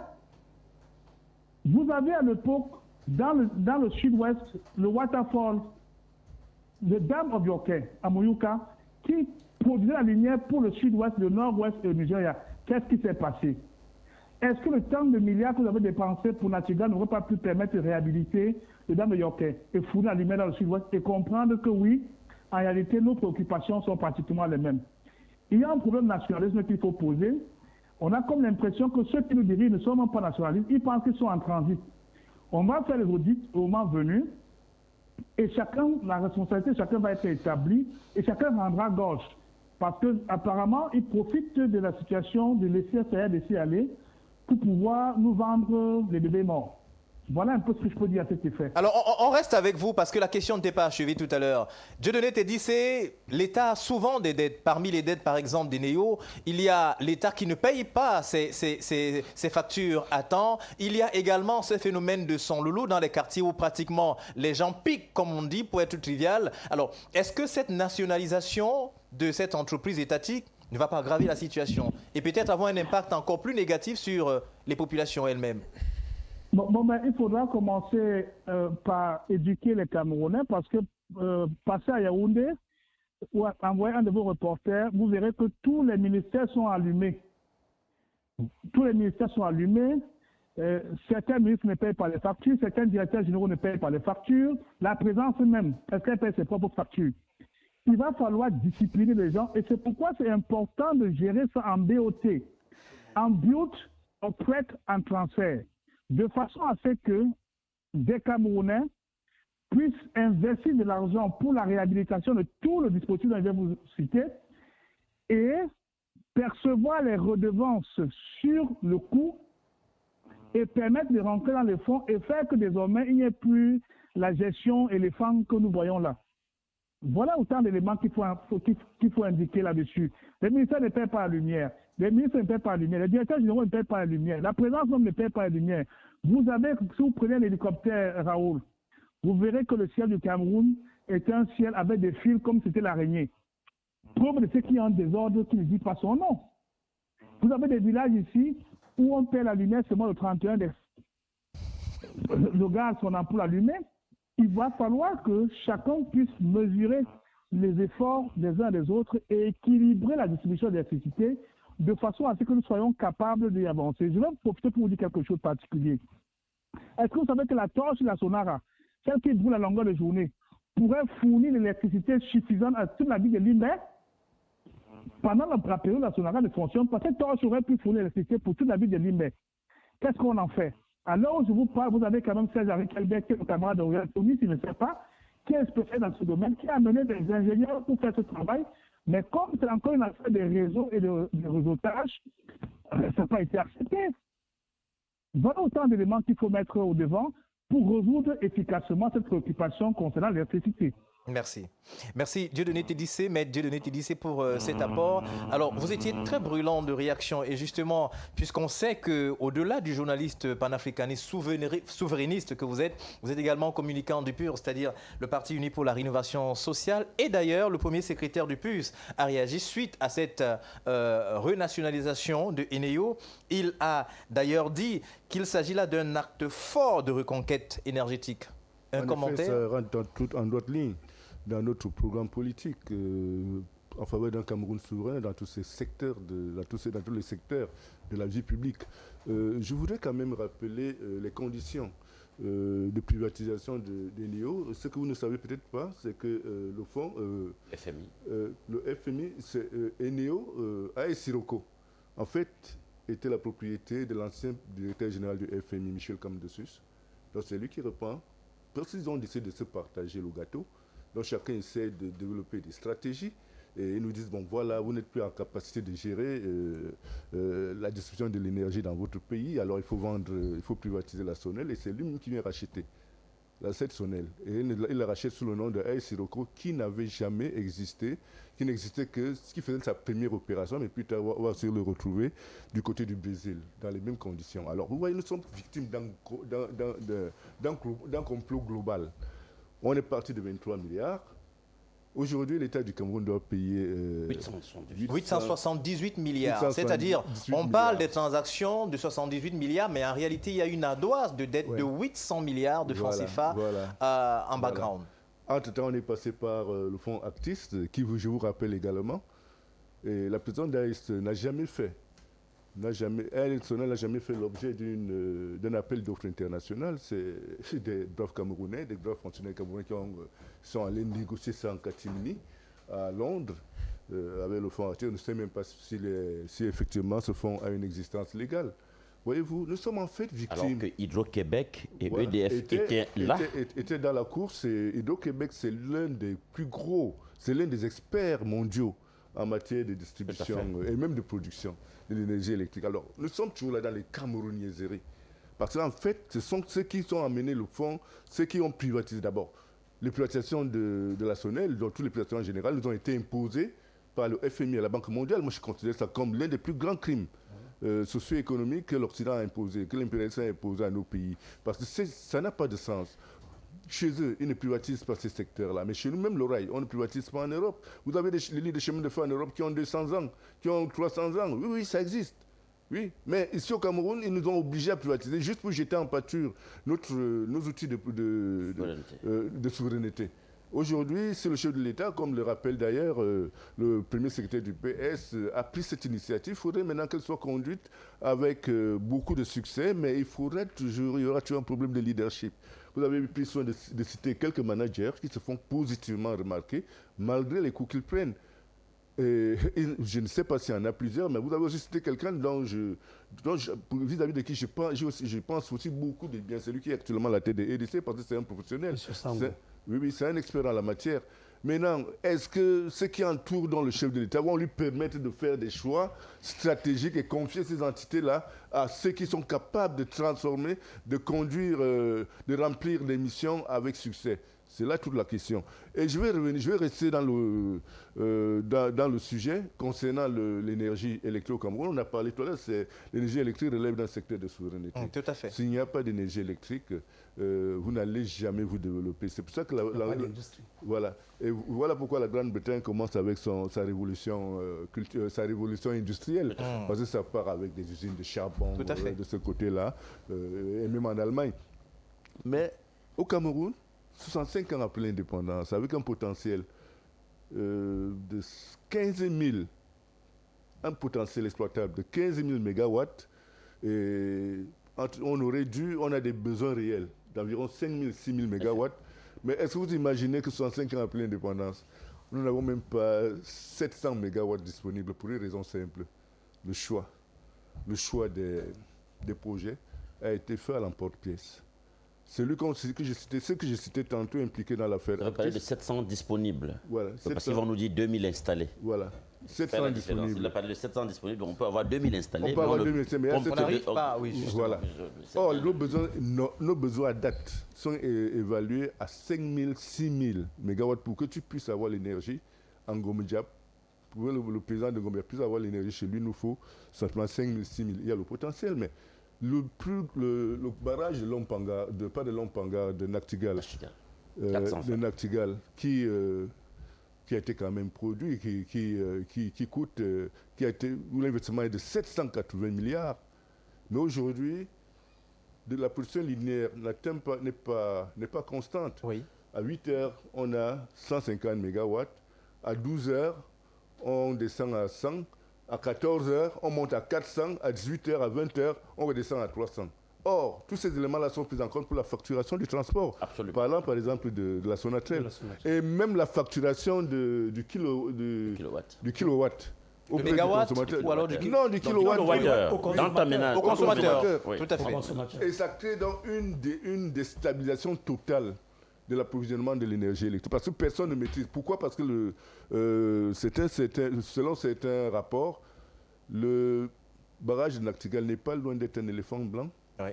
Or, s'il aurait réussi, si à côté de ce barrage de Nachtigal, on aurait entretenu le barrage de Lac-d'Eau, Son Loulou et même Edea.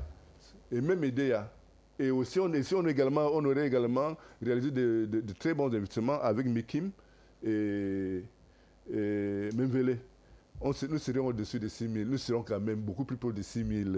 Et on n'aurait pas besoin du thermique. C'est-à-dire qu'on aurait enlevé KPDC et DPDC qui nous servent en réalité. Donc nous sommes dans une situation, la vérité c'est que les gens ont estimé pouvoir se remplir les poches. On parle d'une affaire de 10 milliards par mois. 10 milliards par mois. Je me pose la question de savoir ça va durer combien de temps. 10 milliards là est donc la question.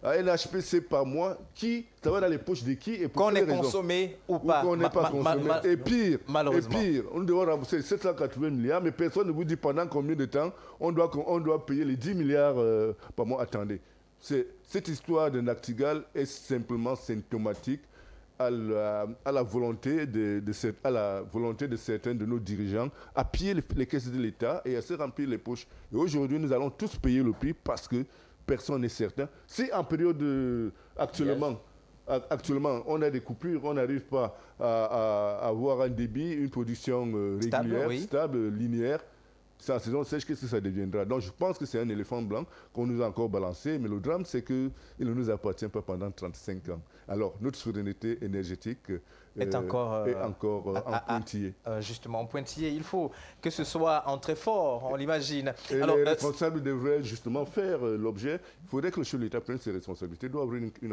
enquête parlementaire, pourquoi pas. Alors, le Cameroun hérite, Simon Piemaen, de cette entreprise. Alors, au-delà notamment de cette euphorie que cela entraîne, parce que Eneo redevient camerounais, il y a cette grosse dette. On parle de 800 milliards de francs CFA à l'arrière.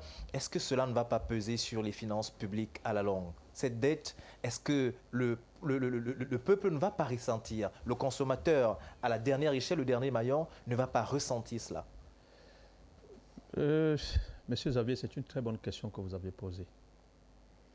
Mais avant de répondre à cette question, je vais dire ici, sur ce plateau, que ce n'est pas parce que moi j'ai de l'eau chez moi que j'estime que celui qui est par exemple à Bonamou Sadi a de l'eau chez lui. Absolument. Parce que M. Elundu a semblé dire ici... Francis Eyala? Oui, Francis Eyala. Il a semblé dire ici que sur le secteur d'eau, il y a quand même une grande satisfaction.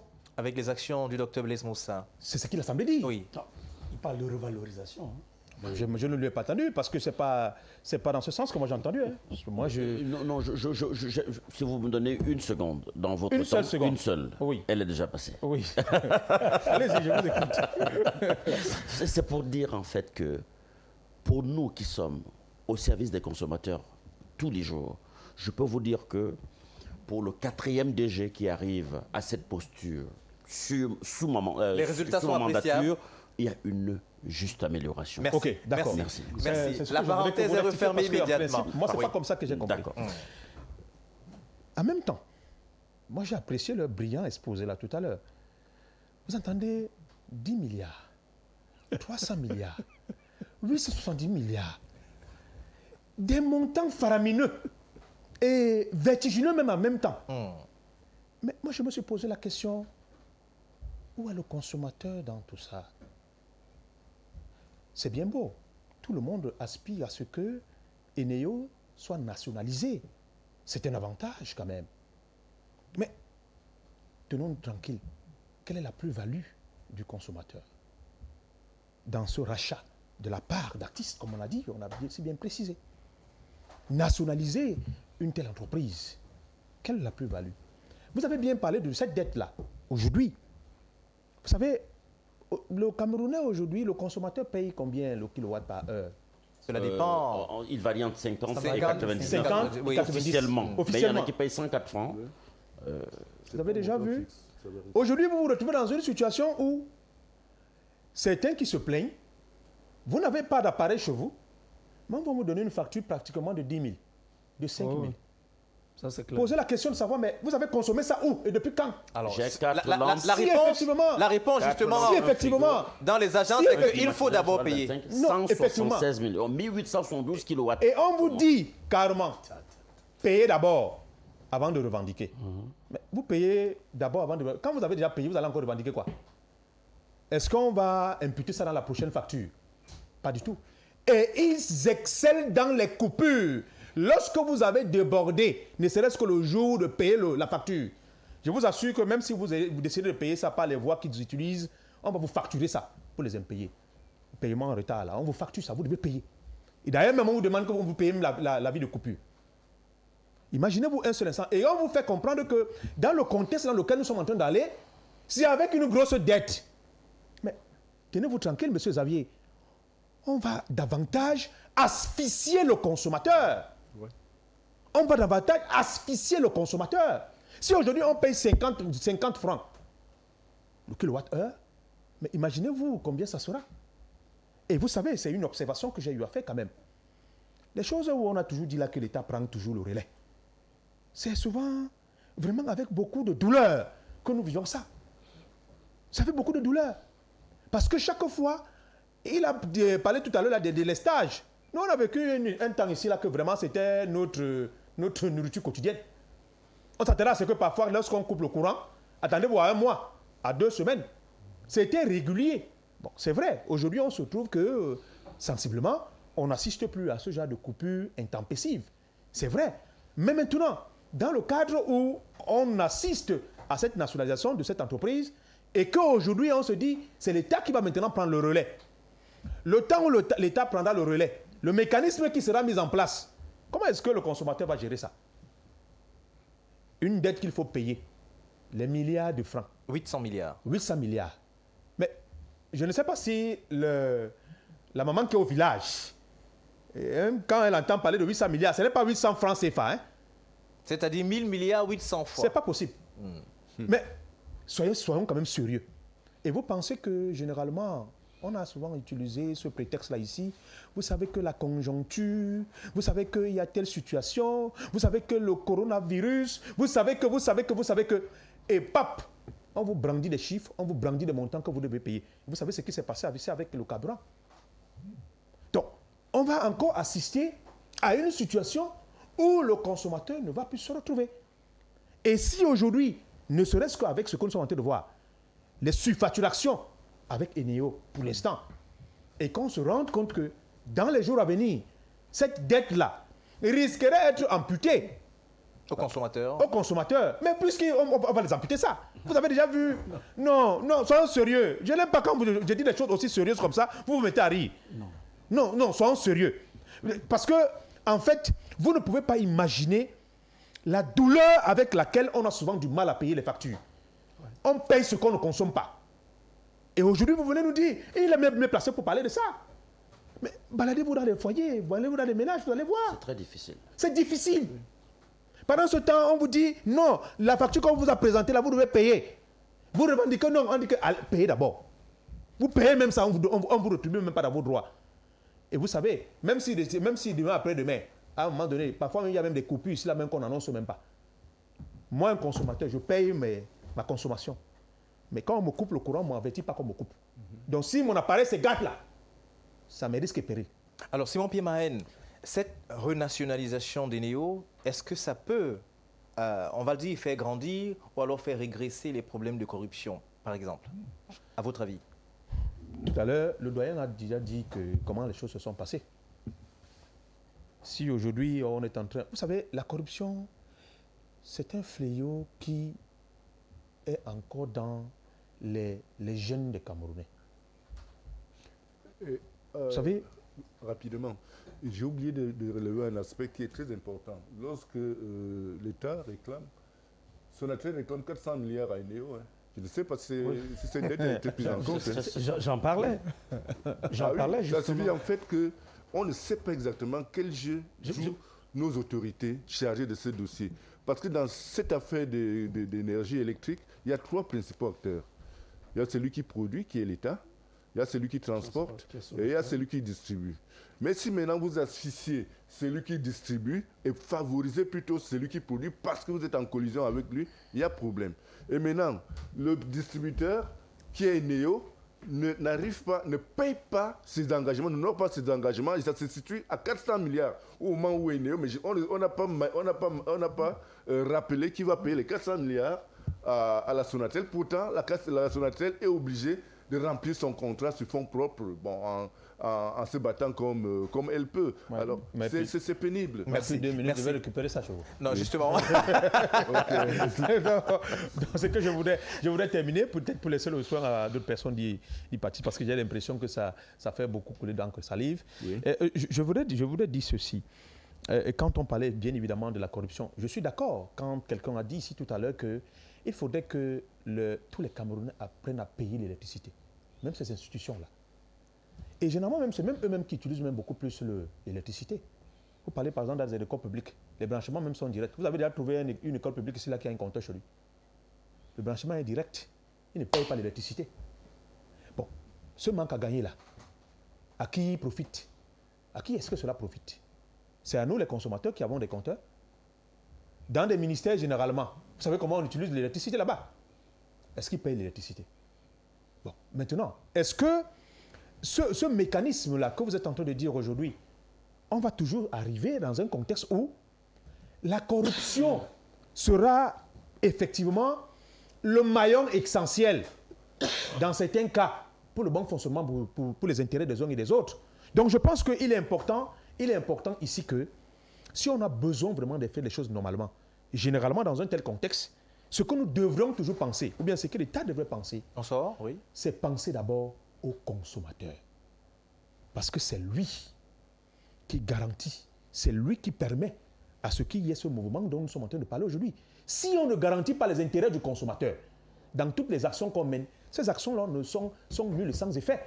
Parce qu'en fait, le consommateur s'attend à ce que, quels qu'en soient les engagements ou les contrats ou les accords qui seront pris, il faudrait qu'il se retrouve dans ces contrats. À partir du moment où le consommateur ne se retrouve pas et qu'on continuera toujours à se servir de lui pour les intérêts des tiers, vraiment, ça ne marchera pas. Alors, peut-être que pour être totalement complet avec lui. Parce que justement, ça compte sur votre temps de parole. Finalement, c'est Auriol Tsoumi qui va terminer. Oui. Allons-y.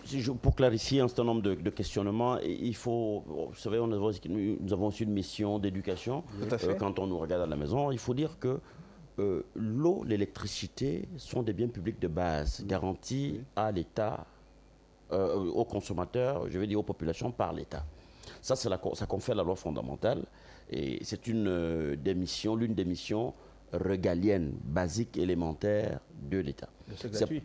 En effet. Ça devait être gratuit, non? Je vais vous expliquer, je suis là, je vous explique.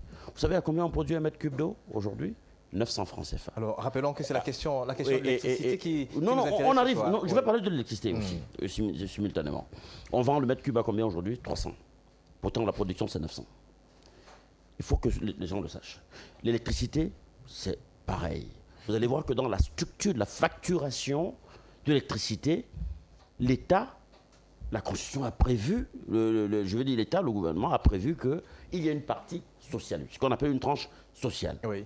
Qui coûte donc 50 francs sur les 220. À l'époque, c'était 110 kW, les 110 premiers kilowatts.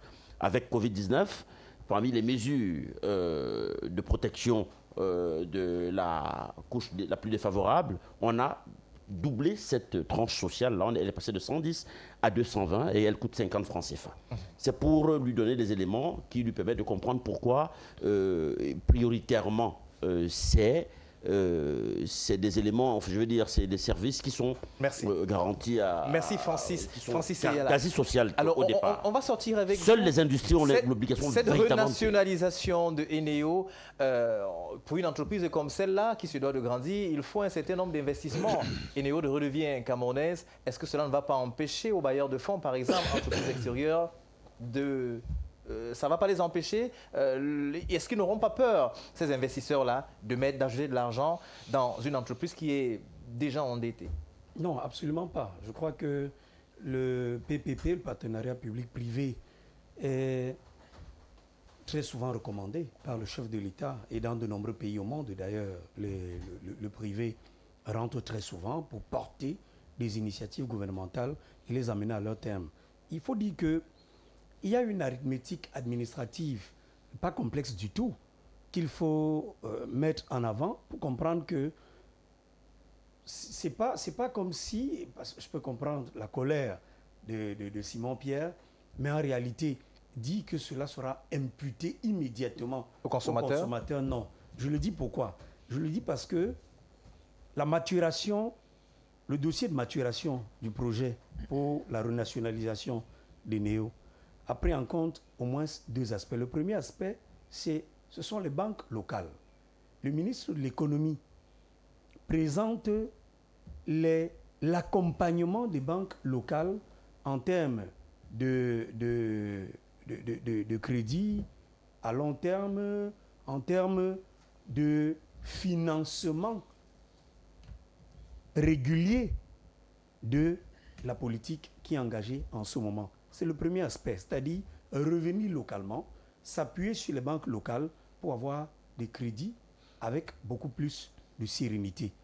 Le deuxième aspect qu'il faut prendre en compte, c'est la dette de l'État vis-à-vis des Néo.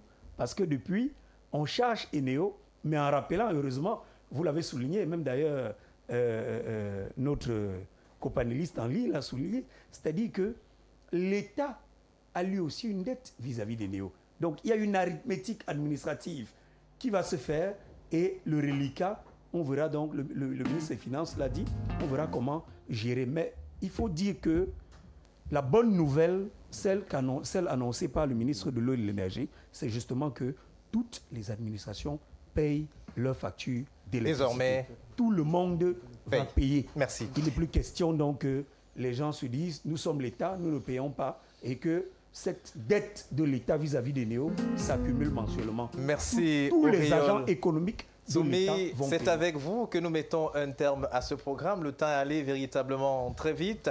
Les sujets étaient peut-être passionnants, mais cela n'a enlevé en rien la rationalité de nos panélistes sur le plateau. Francis Eyala, merci d'être venu sur ce plateau ce soir. Merci Auriol Tsoumi, vous le communicant du RDPC. On va le dire, le progressiste peut-être, que l'expression n'est pas mauvaise. Merci Simon Pierre Mahène, merci Pierre Claver Kodo, et merci à vous autres qui avez pris de votre temps pour nous regarder. On vous donne certainement rendez-vous dimanche prochain. Un merci et un bravo spécial à ces hommes de l'ombre, ces gens et ces génies de la régie. Merci pour le travail abattu. À dimanche.